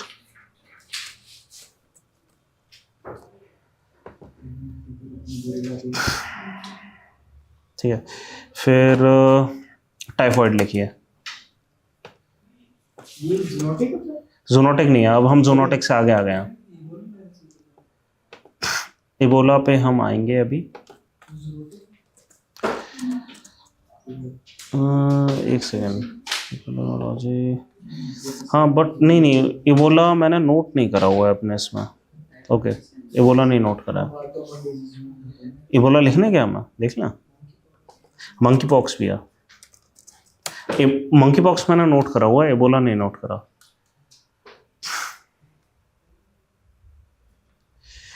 एक्चुअली क्या है, इबोला ना इसलिए नहीं नोट करा कि उसको मैंने खाली R0 नंबर नोट करा। अच्छा हाँ, एक चीज़ और, आपके न्यू इसमें ना एक R0 नंबर होगा। एक ना मैं एक बॉक्स बनाऊं, मैं आपको एक टर्म लिखवाना चाहता हूँ, बेसिक रिप्रोडक्शन रेशियो। एक बॉक्स बनाइए, basic reproduction ratio.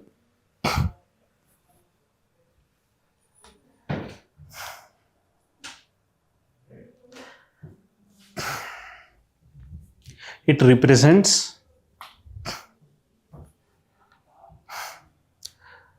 the number of people who are directly infected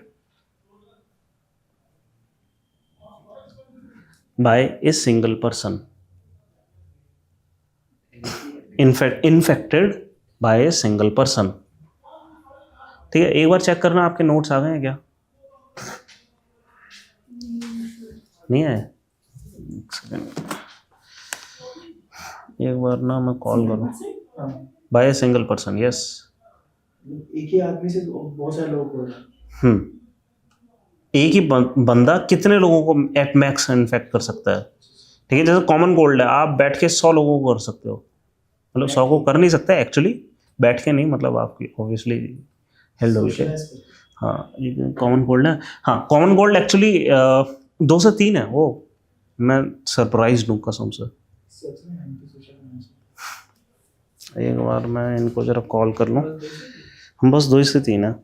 एक सेकेंड, सोनल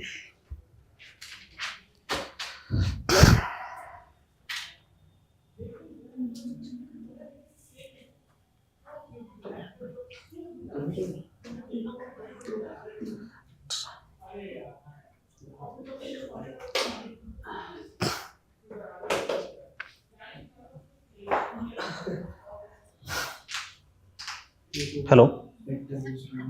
हाँ, ये इमीडिएटली करो अभी के अभी, ठीक है।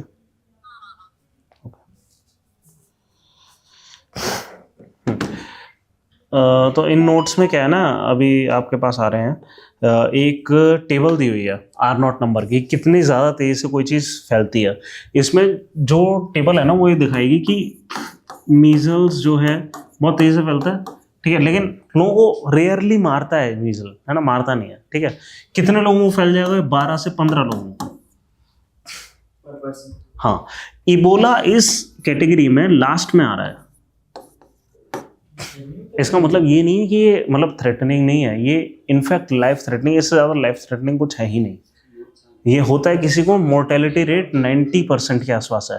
अच्छा, हर डिजीज की एक तो रिप्रोडक्शन नंबर होता है और एक होता है मोर्टेलिटी रेट।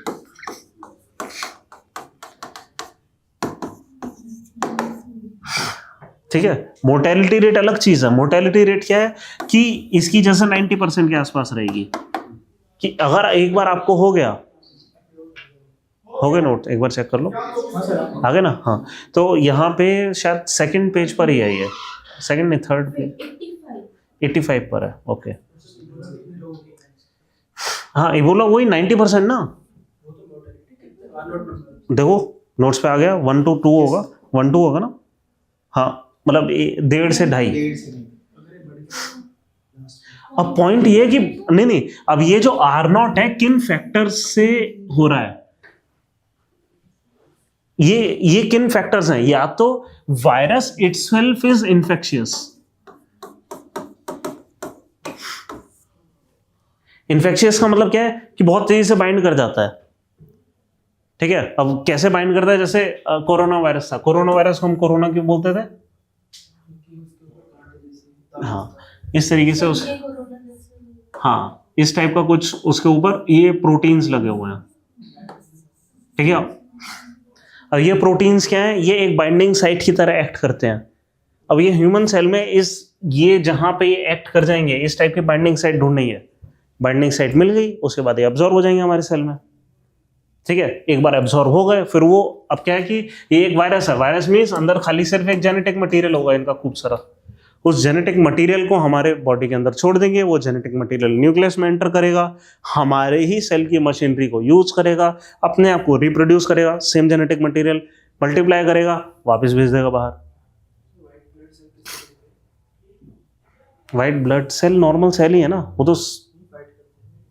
हाँ, मतलब बनते कैसे आपने ये पूछा ना, नॉर्मल सेल है ना वो तो हमारे ये है ना बोन मैरो वगैरह में शायद, नहीं वो रेड ब्लड सेल बनते हैं, white blood cell lymph nodes में बन रहे हैं, राइट।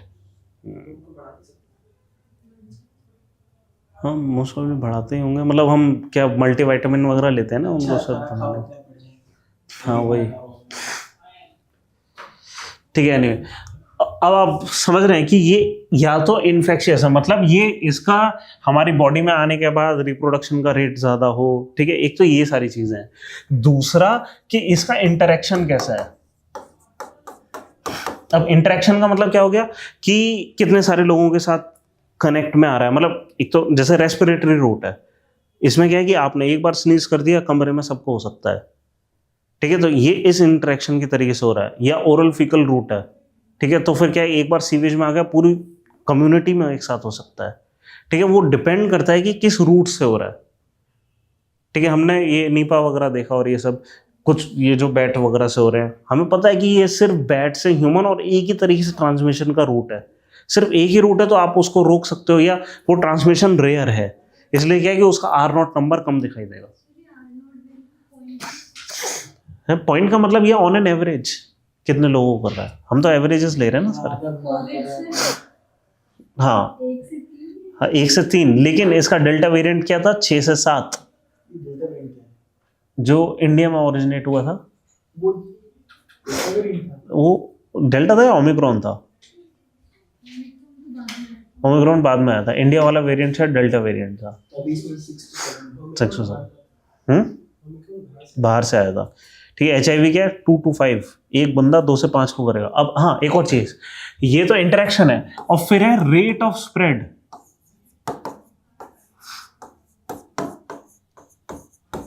रेट ऑफ स्प्रेड एक और चीज है। अब HIV क्या है कि बेशक एक बंदा 3-4 को इन्फेक्ट कर रहा है, बट रेट ऑफ स्प्रेड बहुत स्लो है। कोई डेली तो ब्लड ट्रांसफ्यूजन के लिए जाता नहीं है, ब्लड ट्रांसमिट करने, ज्यादातर लोग तो जाते भी नहीं, ठीक है। कि सेक्सुअल रिलेशनशिप में ऐसा तो नहीं है कि हर कोई हर दूसरे दिन आ जाता है ऐसे करके, है ना। तो क्या है कि रेट ऑफ स्प्रेड भी तो ये हो सकता है कि मतलब 4-5 साल में एक आध बार हो रहा हो, है। तो रेट ऑफ स्प्रेड यहीं से स्लो हो गया, इसलिए क्या कि इतनी तेजी से HIV नहीं फैलता, ठीक है। बट बाकी के जो है जैसे कॉमन कोल्ड वगैरह हो गया, ये तो बेशक एक बंदा 2-3 को ही कर रहा है, लेकिन रेट ऑफ स्प्रेड इतना फास्ट है कि इसकी वजह से इतनी तेजी से फैलता है। हाँ ऑलमोस्ट डेली कर रहा है, हर समय कर रहा है। चिकन पॉक्स 10 से 12। बट क्या है ना कि एक और चीज, पहली बात चिकन पॉक्स मारता नहीं आसानी से, हाँ घर में फैल जाता है ना। और एक बार अगर हो गया, वो इतना बीमार कर देता है कि बंदा खुद जाना बंद कर देता है कहीं, तो इंटरेक्शन हमारा रुक जाता है, थोड़ा सा इंटरेक्शन थोड़ा स्लो हो जाता है। बट क्या है कि क्योंकि लंबे समय तक रहता है, 10-15 दिन रहता है, तो फिर भी इंटरेक्शन का मौका मिलता है। हाँ। अजीब लगता है ना सुनने में,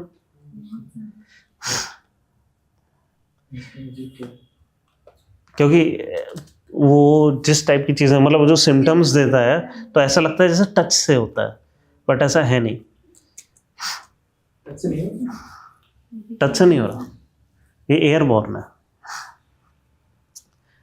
ठीक है। अच्छा हाँ यहाँ पे चलो रिफ्ट वैली, नीपा वगैरह हमने कर दिया। एक मंकी पॉक्स है, देखो नीचे, मंकी पॉक्स हमें देखना था।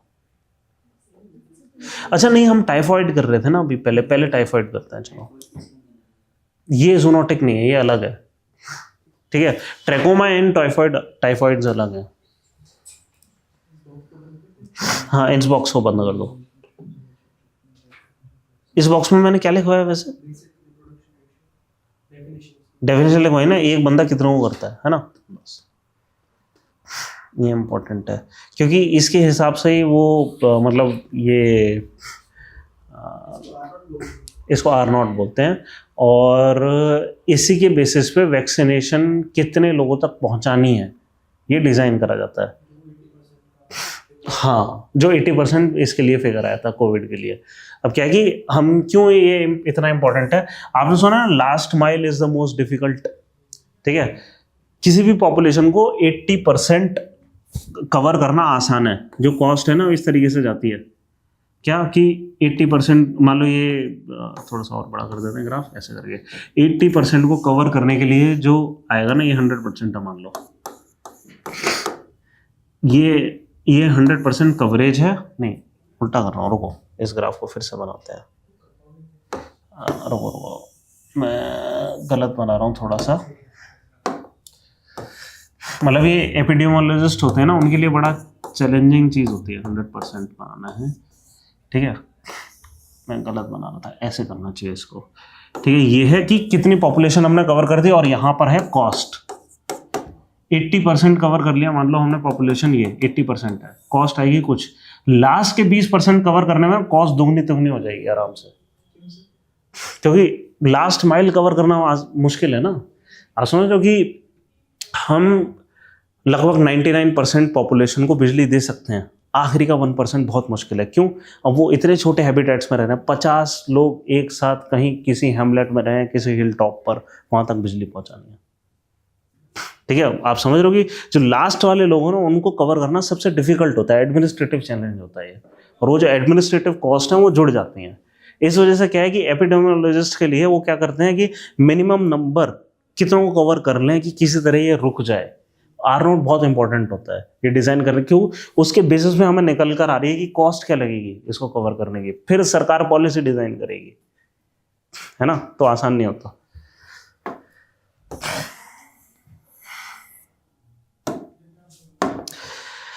चलो ठीक है, हाँ टाइफाइड पे आ गए। किससे होता है? सैमोनेला टाइफे। यहाँ पे उसमें दे रखा होगा सैमोनेला क्या है, ग्रुप ऑफ बैक्टीरिया, हमारे नोट्स में दे रखा है पेज नंबर 87। सैमोनेला क्या है कि एक ग्रुप ऑफ बैक्टीरिया है that can cause food borne illness. ठीक है, बस यही है। हाँ oral faecal route, oral faecal route, हाँ बैक्टीरिया। एक और चीज़ रह गई, मेरे को यहाँ पे टीबी भी लानी चाहिए थी, इसमें टीबी नहीं है। टीबी आप ऐसे लिखो, टीबी एक लिखो। And why is TB important? Because extremely drug resistant TB अब है। ठीक है, ये भी बैक्टीरिया है, इसका ओरिजिन माइकोबैक्टीरियम ट्यूबरकुलोसिस नाम है। हाँ जी, टीबी, हाँ टीबी, ट्यूबरकुलोसिस। ठीक है, और बैक्टीरिया का नाम है Mycobacterium tuberculosis.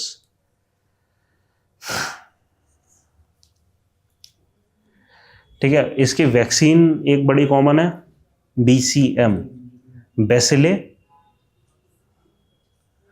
Calmette, CALMETTE, Calmette, Bacille, BSCILLE, BSCILLE, बेसिले,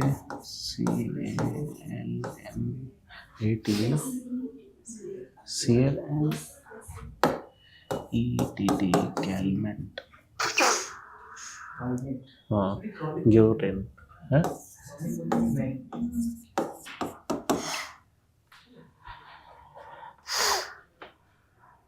ठीक है, बट इसमें डेथ पॉसिबल है, मोर्टेलिटी रेट हाई होता है। एक सेकेंड, टीबी एक बार चेक करूं, टीबी मोर्टेलिटी रेट।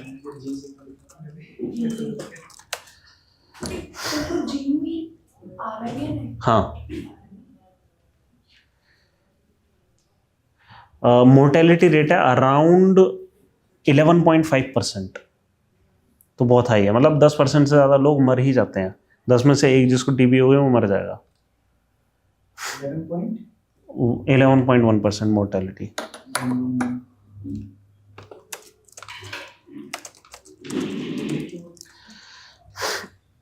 अब इन्फेक्शियस डिजीज है, पूछना नहीं चाहिए कि क्यों होती है, मतलब और नहीं, मतलब क्या है कि ये एक ऐसा एपिडेमिक है जो कि रुक ही नहीं रहा। ऑब्वियसली एक एपिडेमिक है, क्यों? क्योंकि पूरे इंडिया में फैला हुआ है और बहुत टाइम से फैला हुआ है और रुक ही नहीं रहा। ठीक है, अब जैसे कोविड है ना, कोविड के बीच बीच में सर्जेस आते थे। टीबी कभी फैला था, पता नहीं, कभी मेडिवल टाइम से फैला होगा, और तब से इसके सर्जेस आ ही रहे हैं, रुक ही नहीं रहे। हाँ वैक्सीन है तब भी, तो विच मीन्स क्या है, दिस इज, मतलब इनफैक्ट इसको लिखा हुआ है it is both treatable preventable, और कहीं पे लिखा हुआ था कि सबसे ज्यादा ट्रीटेबल आर नॉट, ये देखना पड़ेगा, हाँ इस टेबल में नहीं है, रिप्रोडक्शन नंबर ऑफ टीबी,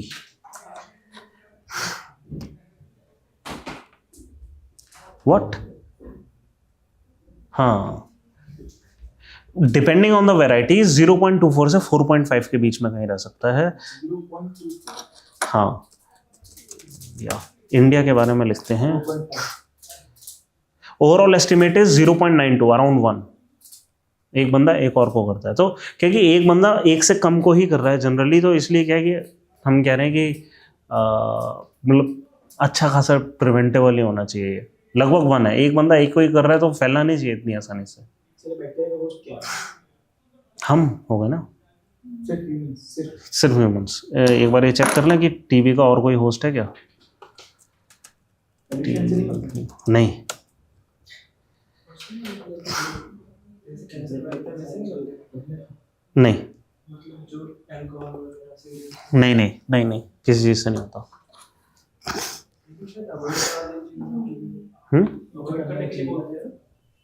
हाँ, वो तो ठीक है।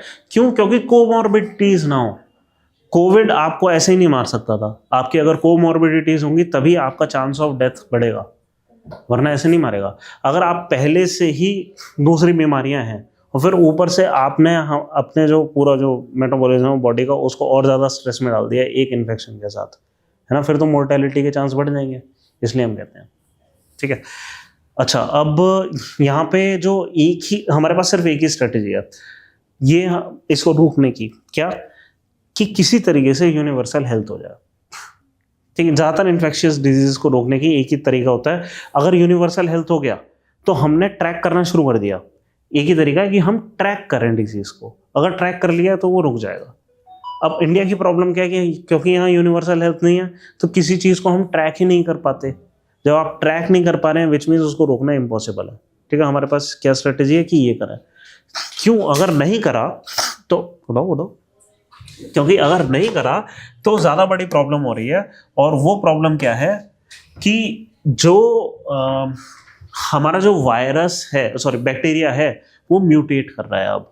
और इस पॉइंट ऑफ टाइम पे एंटीबायोटिक रेजिस्टेंस आना शुरू हो गई है,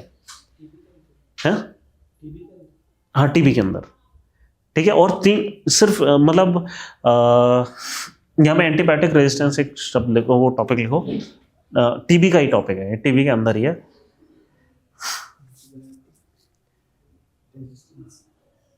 इन टीबी,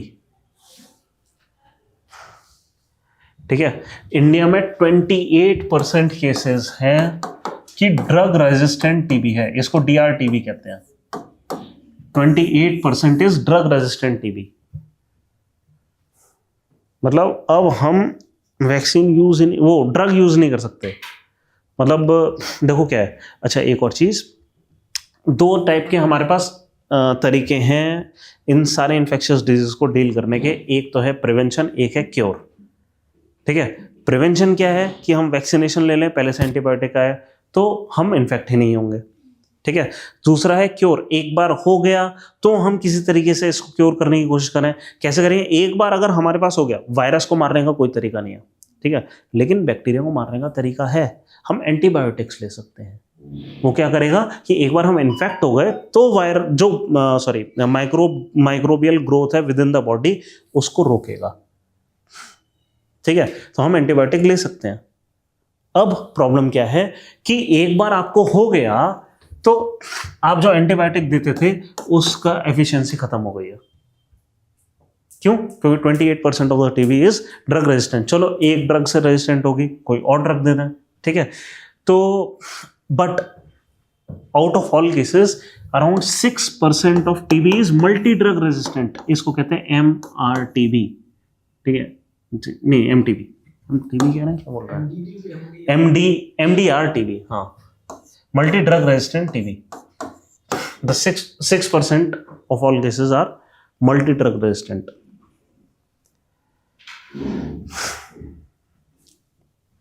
कि ज्यादातर ड्रग्स काम करेंगे ही नहीं, ज्यादातर एंटीबायोटिक्स काम नहीं करेंगी, ठीक है। और एंड मोर देन 6,000 केसेस, नहीं, 3,000 केसेस, अराउंड 3,000 केसेस इंडिया में ऐसे भी पाए गए हैं कि इसको कहते हैं extremely drug resistant TB. What is extremely drug resistant? कि no known antibiotic is known which can treat this TB. हाँ, 10% केस में डेथ होगी। बहुत कम होगा ना ये तो, अराउंड 3,000। हाँ, 3,000 कम हो गया, बट आप सोच रहे हो ये अब पॉसिबल हो गया। मतलब पॉइंट ये है, ये एक बैक्टीरिया है ना, टीबी क्या है? बैक्टीरिया। ये एक बैक्टीरिया अब ह्यूमन माइक्रोबायोम के अंदर आ चुका है। गलती से ये स्प्रेड हो गया, फिर क्या करेंगे हम?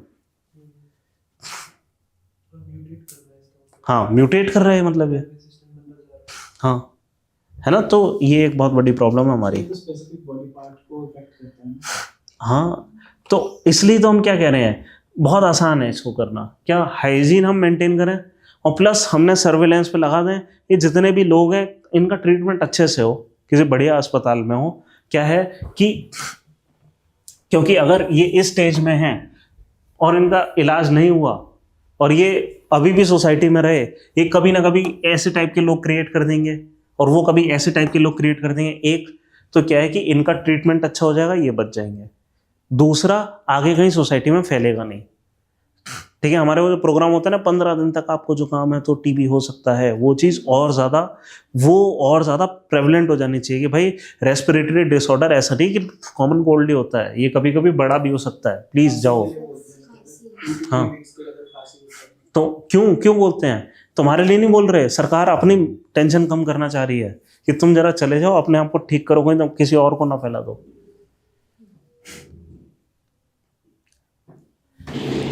ठीक है, चलो ठीक है। एक ना नोट्स में देखो मंकी पॉक्स भी दिया हुआ है।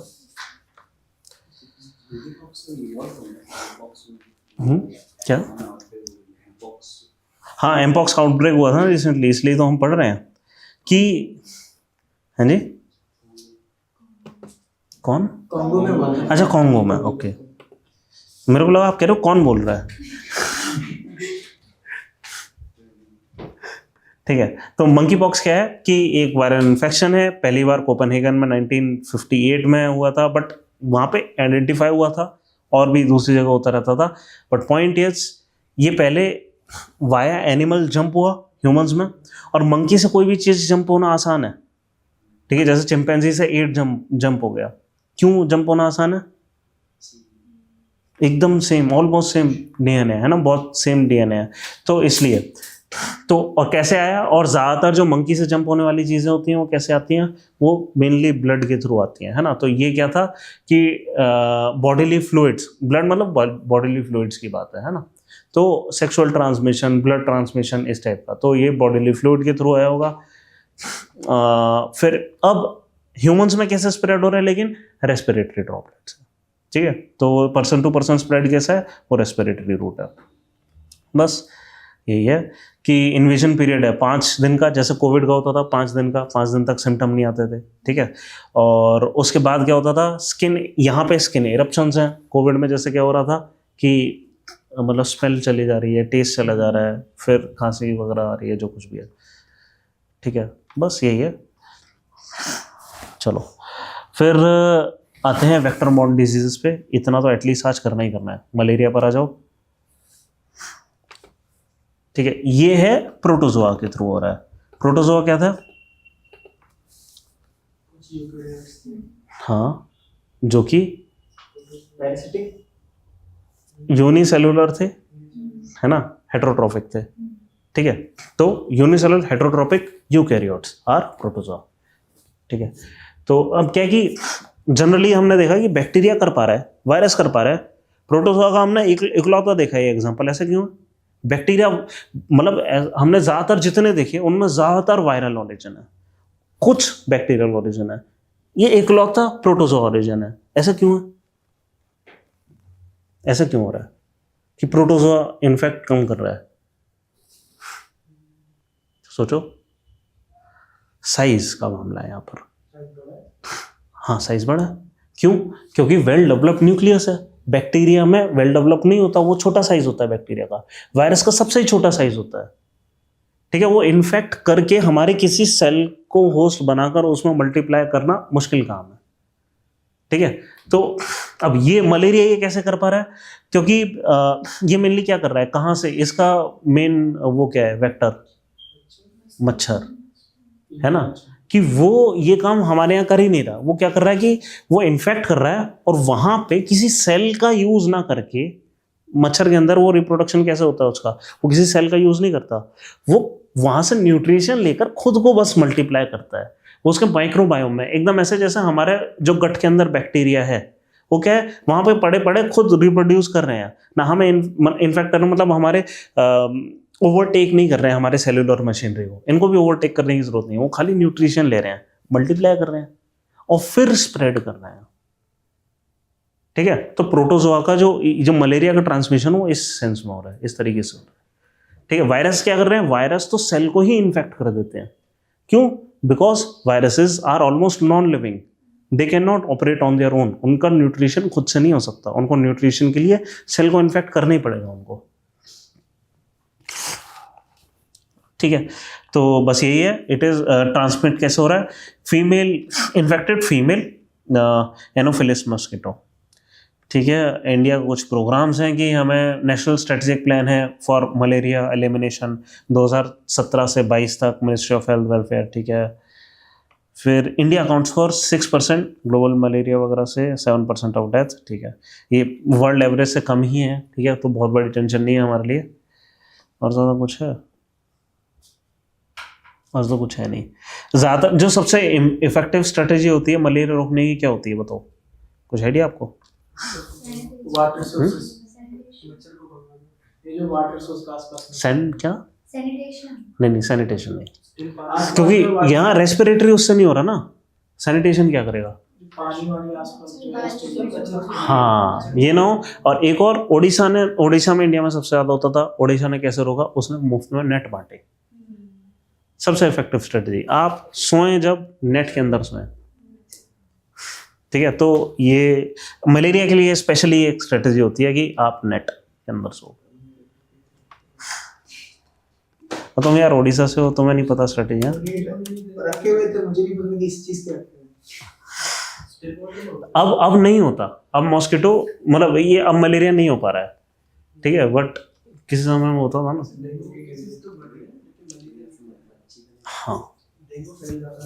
हाँ, क्यों? क्योंकि डेंगू प्रोटोजोआ नहीं है, वो क्या है? वो है वायरस। नेक्स्ट, इस पे आओ। नेक्स्ट है vector Aedes aegypti mosquito borne diseases. कौन से डिजीज हैं जो एडिस एजिप्टी से होते हैं? वो जो डेंगू वाला जो मच्छर होता है, डेंगू वाला मच्छर के उसको हम डिस्टिंक्शन कैसे करेंगे बाकी मच्छरों से? पीला कलर का होता है। नहीं, उसकी जो विंग्स होते हैं, ब्लैक स्पॉट। नहीं विंग्स पे नहीं, उसकी उस पे स्ट्राइप्ड वो होती है लेग्स। हाँ, कि उसकी जो लेग्स होती है ना वो स्ट्राइप्ड होती है। एक बार देखो ना एडिस एजिप्टी, उस फोन पे सर्च करो। हाँ, वाइट स्ट्राइप होती हैं। हाँ, वो सबसे ज़्यादा मैंने भी वही देखे हैं। वो एडिस एजिप्टी है, बहुत कॉमन टाइप का मस्किटो है, वाइट स्ट्राइप होती है।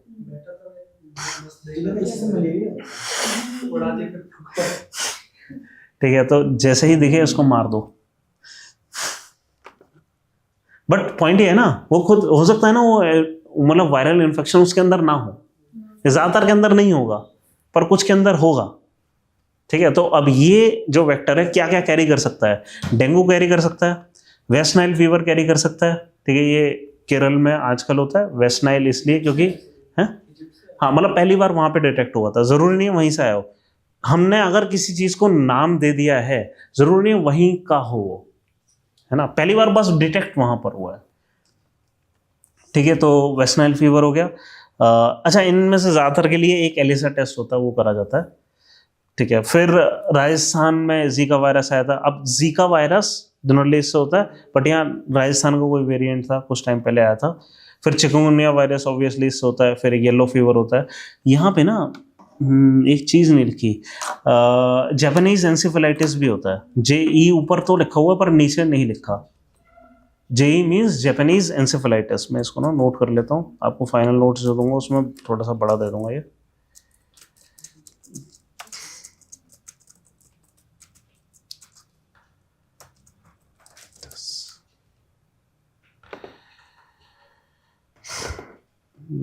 Japanese encephalitis.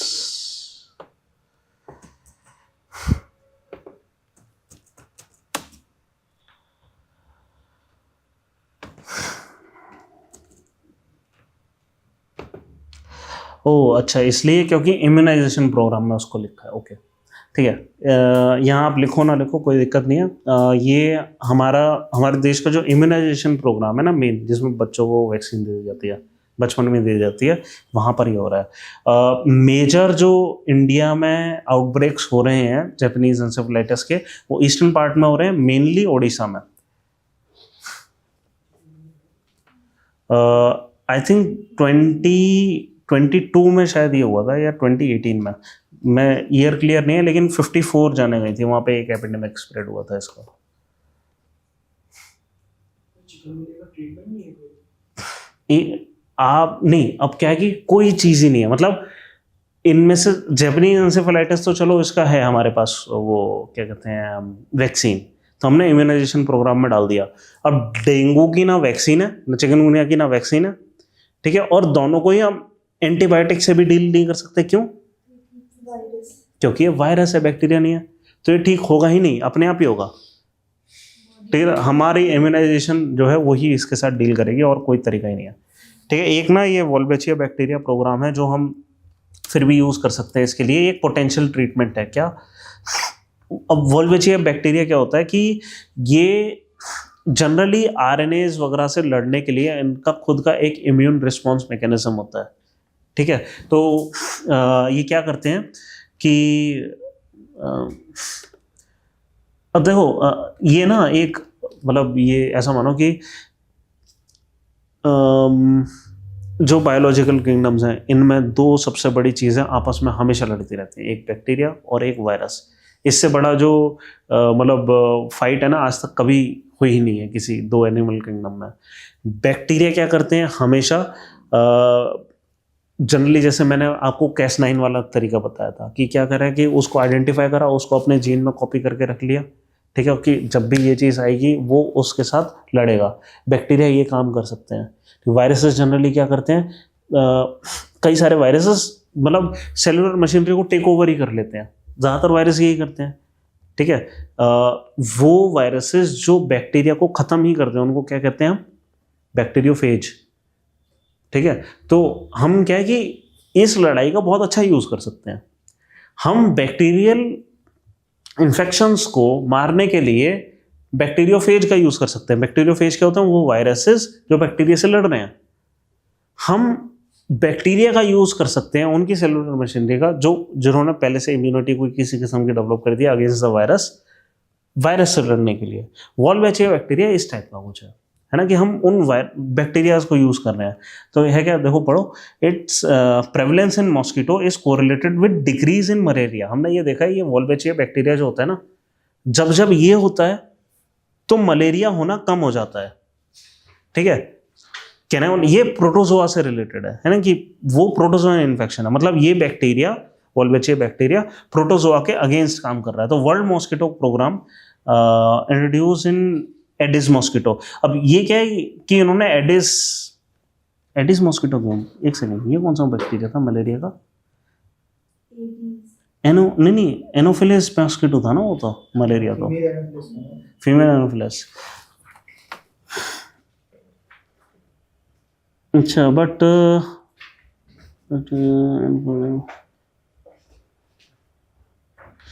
अच्छा, यहाँ सेकंड पॉइंट लिखा है, Wolbachia is a tiny bacterium that is present up to 60% of all species of insect including several mosquito except Aedes aegypti. अच्छा, तो इन्होंने इंट्रोड्यूस करा है वॉल्बेचिया एडिस मॉस्किटो, मतलब हो सकता है इसको जीन एडिटिंग वगैरह के थ्रू इसको इंट्रोड्यूस करना चाह रहे हो। हाँ, एडिस डेंगू वाला है। एडिस सबसे इम्पोर्टेंट है, वो हमें 6-7 टाइप की बीमारियां दे रहा है एक ही मॉस्किटो। ठीक है, तो बस यही है। आपका पेज नंबर 90-91 है इसमें, इसके आगे 2 पेजेस हैं। ठीक है, ये है ट्रीटमेंट। ठीक है, हम बेसिक ट्रीटमेंट के क्या तरीके होते हैं उस पर अभी आ जाते हैं। बाकी का जो मतलब डिटेल एंटीबॉडीज़ वगैरह कैसे काम करेंगी वो हम बाद में देखेंगे। ठीक है, देखो हमारे पास 3 टाइप के ट्रीटमेंट पॉसिबल हैं। क्या प्रिंसिपल ऑफ ट्रीटमेंट लिखा है ना, एक तो सिम्टम स्पेसिफिक ट्रीटमेंट हम कर सकते हैं, कि जैसे कोविड आया, हमने क्या करा कि कुछ कर तो सकते नहीं थे, हमने पैरासीटामोल खाई, बुखार उतरे। ठीक है, हमने कुछ और चीज़ें करी, भाई जुकाम ठीक हो, हमने भाप लेना शुरू कर दिए सब। ठीक है, हम क्या कर रहे हैं कि भाई जो सिम्टम्स हैं कभी इतने ओवर पावरिंग ना हो जाए कि हमारे नॉर्मल बॉडीली फंक्शंस ब्लॉक हो जाएं पूरी तरीके से और फिर हम मर सकते हैं, है ना। तो हम क्या करें, एक तरीका तो ये है कि हम सिम्टम्स को ही रिलीव करने की कोशिश करें और बॉडी को चांस दें कि वो एटलीस्ट फाइट कर सके। ठीक है, तो ये तो है सिम्टम स्पेसिफिक ट्रीटमेंट। एक होता है माइक्रोब स्पेसिफिक ट्रीटमेंट। ठीक है, और माइक्रो स्पेसिफिक ट्रीटमेंट दो टाइप के हो सकते हैं, ठीक है। ट्रीटमेंट तो मेनली जब इन्फेक्शन हो जाता है उसके बाद ही हम करते हैं, है ना। तो which means micro specific treatment, अगर हम ट्रीटमेंट की खासकर बात कर रहे हैं तो हम सिर्फ और सिर्फ क्या कर सकते हैं, अगर एक बार हो गया तो जैसे एंटीबायोटिक देना। माइक्रो स्पेसिफिक ट्रीटमेंट फिर वायरसेस के लिए हम जनरली कुछ भी नहीं कर पाते हैं। इसमें जो नई टेक्नोलॉजी आ रही है वो हम बैक्टीरियोफेजेस वायरसेस के लिए ये जो भी है ये बैक्टीरियम यूज़ करने की कोशिश कर रहे हैं, वॉल्बेचिया वगैरह, है ना। ये कुछ चीज़ें हो सकती हैं, लेकिन ये जो ट्रीटमेंट है इन सब की एक लिमिटेशन है। यहाँ पे क्या दिया हुआ है, लिमिटेशन ऑफ क्योर। ये क्योर है रिकवरी वाला, इसकी लिमिटेशन क्या है कि after recovery a few body function might not be able to repair completely, जैसा कि कोविड के केस में हुआ, है ना। तो ट्रीटमेंट हमेशा सही नहीं है। फिर दूसरा, ट्रीटमेंट में टेक टाइम, ठीक है, और काफ़ी टाइम के लिए जो पेशेंट है वो बेड रिटर्न रहेगा, फंक्शंस नहीं कर पाएगा, ठीक है। और फिर the person suffering from non infectious disease can, non infectious तो छोड़ दो, बात ये अगर इन्फेक्शियस डिजीज है, आपने सिर्फ ट्रीटमेंट पे ध्यान दे रहे हैं और प्रिवेंशन पे ध्यान नहीं दे रहे, तो क्या है कि ऐसा हो जाएगा जैसे टीबी के साथ हो रहा है, क्या कि एक बार हो गया तो हम ट्रीट करने की कोशिश कर रहे हैं, लेकिन ये फैलती रहेगी, इसको कंप्लीटली थोड़ी एरेडिकेट कर पाएंगे, ठीक है। तो इसलिए बेटर क्या है कि जब भी हम इन्फेक्शियस डिजीज की बात करेंगे, it is always true that prevention is better than cure, ठीक है। तो बात आते हैं प्रिवेंशन की। प्रिवेंशन के हमारे पास दो ही तरीके हैं। एक है पब्लिक हाइजीन मेंटेन करना, है ना। हमें ये पता होना चाहिए कि किस तरीके से कोई इन्फेक्शन स्प्रेड हो रहा है, और जो सबसे मेजर तरीके हैं स्प्रेड होने के वो दो हैं। क्या? एक तो रेस्पिरेटरी और दूसरा तरीका क्या है, ओरल फीकल रूट, ठीक है। इन दो चीज़ों से हमें अपने आप को प्रिवेंट करना है। तो इसके लिए हमें करना क्या है, बेसिक सैनिटेशन अगर हमने मेंटेन करा है, हाथ धोया है वो सब, ठीक है, तो ये ज़्यादा चीज़ हो जाएगी। तो हम पब्लिक हाइजीन मेंटेन करें। और दूसरा है इम्यूनाइजेशन। और इम्यूनाइजेशन कैसे हो सकता है कि हम इसको हम कल देखेंगे कि किस तरीके से हम एट्यूनेटेड वायरसेस को यूज़ कर, या मतलब एट्यूनेटेड बैक्टीरिया या जो भी है, वैक्सीन का डेवलपमेंट है ना, हम कल देखेंगे, आज हमारे पास टाइम नहीं है, ठीक है। इसके अलावा अब यहाँ पे क्या है, हाइजीन वाला जो कॉन्सेप्ट है इसको एक स्टेप और आगे कर देते हैं, ठीक है। अब क्या है कि ज़रूरी नहीं है कि रेस्पिरेटरी तरीके से, ओरल फीकल रूट से जो, मतलब इसी वजह से हम इन्फेक्ट हों कि जो हम पानी है वो गंदा पी रहे हैं। कभी कभी ऐसा हो सकता है हम फूड ठीक खा रहे हैं, ठीक है, बट वहाँ पे भी जो बैक्टीरिया है या माइक्रोब्स हैं उनको पनपने की मतलब मौका दे रहे हैं और वो पनप जा रहे हैं और फिर कुछ हो रहा है ना। तो उसके लिए हमें जो बेस्ट टेक्निक्स हैं वो क्या है कि हम फूड प्रिजर्व करके रखें कि माइक्रोबियल एक्टिविटी को बढ़ने ही ना दें। रखा हुआ फूड खराब हो जाता है, उसको हम खाएंगे बीमार पड़ेंगे, क्यों? क्योंकि माइक्रोब्स बढ़ रहे हैं वहाँ पर, है ना। वो भी तो एक किस्म का इन्फेक्शन है, ठीक है। अच्छा, एक चीज़ और यहाँ पे ना, एक मैं डिस्टिंक्शन करना चाहूँगा बिटवीन ये जो इन्फेक्शियस डिजीज है, ये एक लार्जर फैमिली है। एक चीज़, हाँ, जो ये है इन्फेक्शियस डिजीज, इन्फेक्शंस, ठीक है। इन्फेक्शंस और कम्युनिकेबल डिजीज को जनरली तो हम ये करते हैं कि एक ही चीज़ मानते हैं, बट हमेशा ये ट्रू नहीं है। इनमें से कुछ इन्फेक्शंस कम्युनिकेबल होते हैं। कम्युनिकेबल होने का मतलब क्या है कि होस्ट है, होस्ट से वेक्टर मिला, वेक्टर से ट्रांसमिशन हुआ, यहां पे है ट्रांसमिशन। पर कभी कभी क्या है, इन्फेक्शियस डिजीजेस, इन्फेक्शियस मतलब कि किसी ने हमें इन्फेक्ट कर दिया, मतलब वायरस है हमारी मशीनरी को ओवरटेक कर दिया, बैक्टीरिया हमारी मशीनरी को ओवरटेक कर लिया, ठीक है। ये इन्फेक्शियस डिजीज हो सकता है कि स्प्रेड ना भी हो रहे हो through human to human, animal to human transmissions, transmit ना हो रहे हो, ठीक है। वो कैसे है कि जैसे हमने फूड को ऐसे छोड़ दिया, वो स्पॉइल हो गया, उसको खा लिया, वहां पे माइक्रोबियल एक्टिविटी हो गई थी और वो माइक्रोबियल एक्टिविटी पैथोजेनिक थी और उसने हमें इन्फेक्ट कर दिया, ठीक है। तो जरूरी नहीं है कि ये कम्युनिकेबल हो, ठीक है। तो उसके लिए, ऐसे वाले डिजीजेस के लिए हमारे पास दूसरा तरीका है, क्या? फूड प्रिजर्वेशन, कि हम केमिकल ट्रीटमेंट करते हैं, कोई ट्रीटमेंट करते हैं कि माइक्रोबियल एक्टिविटी स्टॉप हो जाए। क्या ट्रीटमेंट पॉसिबल है? जैसे यहाँ पे लिखा है केमिकल मेथड्स, क्या कि जब आप सॉल्ट और शुगर डाल देते हैं, हमारी बॉडी हैवी सॉल्ट और शुगर को टॉलरेट कर देती है। क्यों? क्योंकि हमारे बॉडी के अंदर डाइल्यूशन का मैकेनिज्म है। तो हम क्या है, एक्सट्रीमली मीठी चीज़ खा सकते हैं, बट एक्सट्रीमली मीठी चीज़ को बैक्टीरिया नहीं सह पाएगा। क्यों? क्योंकि उसका जो ऑस्मोटिक प्रेशर है वो बिगड़ जाएगा। एक्सट्रीमली सॉल्टी चीज़ अगर हमने कुछ बना दी, अब क्या है कि अगर इसके आसपास सॉल्ट है तो क्या है, इसका सारा पानी बाहर चला जाएगा, सूख जाएगा। माइक्रोबियल एक्टिविटी पॉसिबल है नहीं एक्सट्रीमली सॉल्टी या शुगरी एनवायरनमेंट में, समझ रहे हैं? तो एक हो गया केमिकल ट्रीटमेंट, और केमिकल ट्रीटमेंट हम क्या कर रहे हैं, कॉमन सॉल्ट डाल दे रहे हैं, शुगर डाल दे रहे हैं, या फिर ऑयल या विनेगर डाल दे रहे हैं। अचार बनाने का तरीका, हद से ज़्यादा ऑयल डाल दो। क्यों? उससे होगा क्या, ऑयल हमेशा क्या करेगा, हर फूड में वाटर होता है, वाटर एसेंशियल रिक्वायरमेंट है किसी भी माइक्रोबियल एक्टिविटी, किसी ऑर्गेनिज्म के लिए। हम क्या कर रहे हैं कि इसके ऊपर ऑयल डाल दे रहे हैं, ऑयल की एक लेयर बन जाएगी, ऑक्सीजन का जो जाना है वो हो गया बंद, पानी वहीं के वहीं रह गया, आपको नया ऑक्सीजन नहीं मिलेगा, और जो एयर है उसका इंटरेक्शन नहीं होगा, खत्म, वही माइक्रोबियल एक्टिविटी खत्म। अगर अंदर माइक्रोब होंगे भी वो मर जाएंगे अपने आप, ठीक है। पिकल बनाना हम शुरू कर सकते हैं, ऑयल एंड विनेगर इसलिए यूज कर सकते हैं।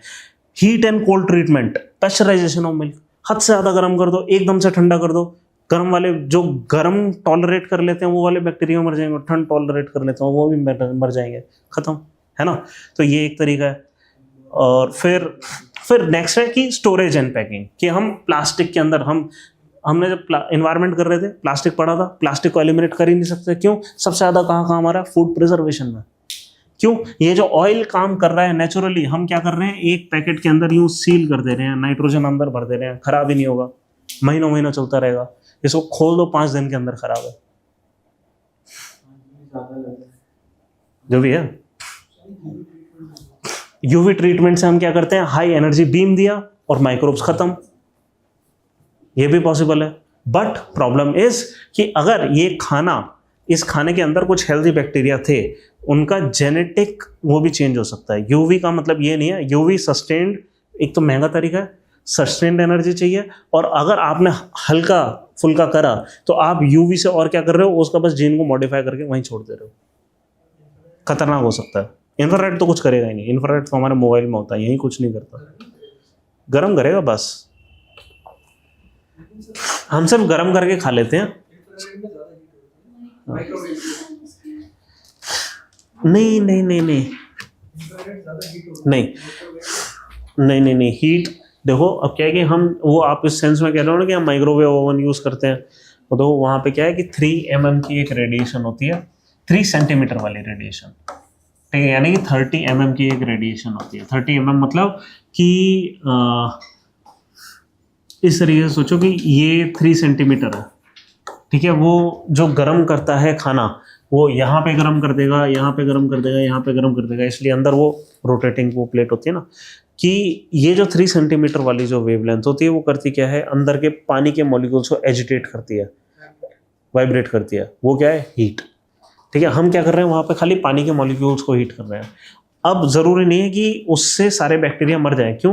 क्योंकि इसको हम देखेंगे कि जब भी आपने देखा होगा माइक्रोवेव के अंदर आपने खाना रखा, बाहर का तो गर्म हो गया, अंदर का नहीं हुआ, क्यों? बिकॉज इन वालों ने शील्ड कर लिया वेव को, खुद गर्म हो गए, अंदर वो वेव गई ही नहीं, ठीक है। वहीं से जो नॉर्मल वेव है, जैसे लाइट का प्रिंसिपल है, बाहर वाले खाना लाइट, उस पर लाइट पड़ेगी, अंदर वाले खाने पर लाइट नहीं पड़ेगी, इसलिए माइक्रोवेव ओवन में बेटर है आप पिज़्ज़ा ही गर्म करो, क्यों? वो स्प्रेड आउट है।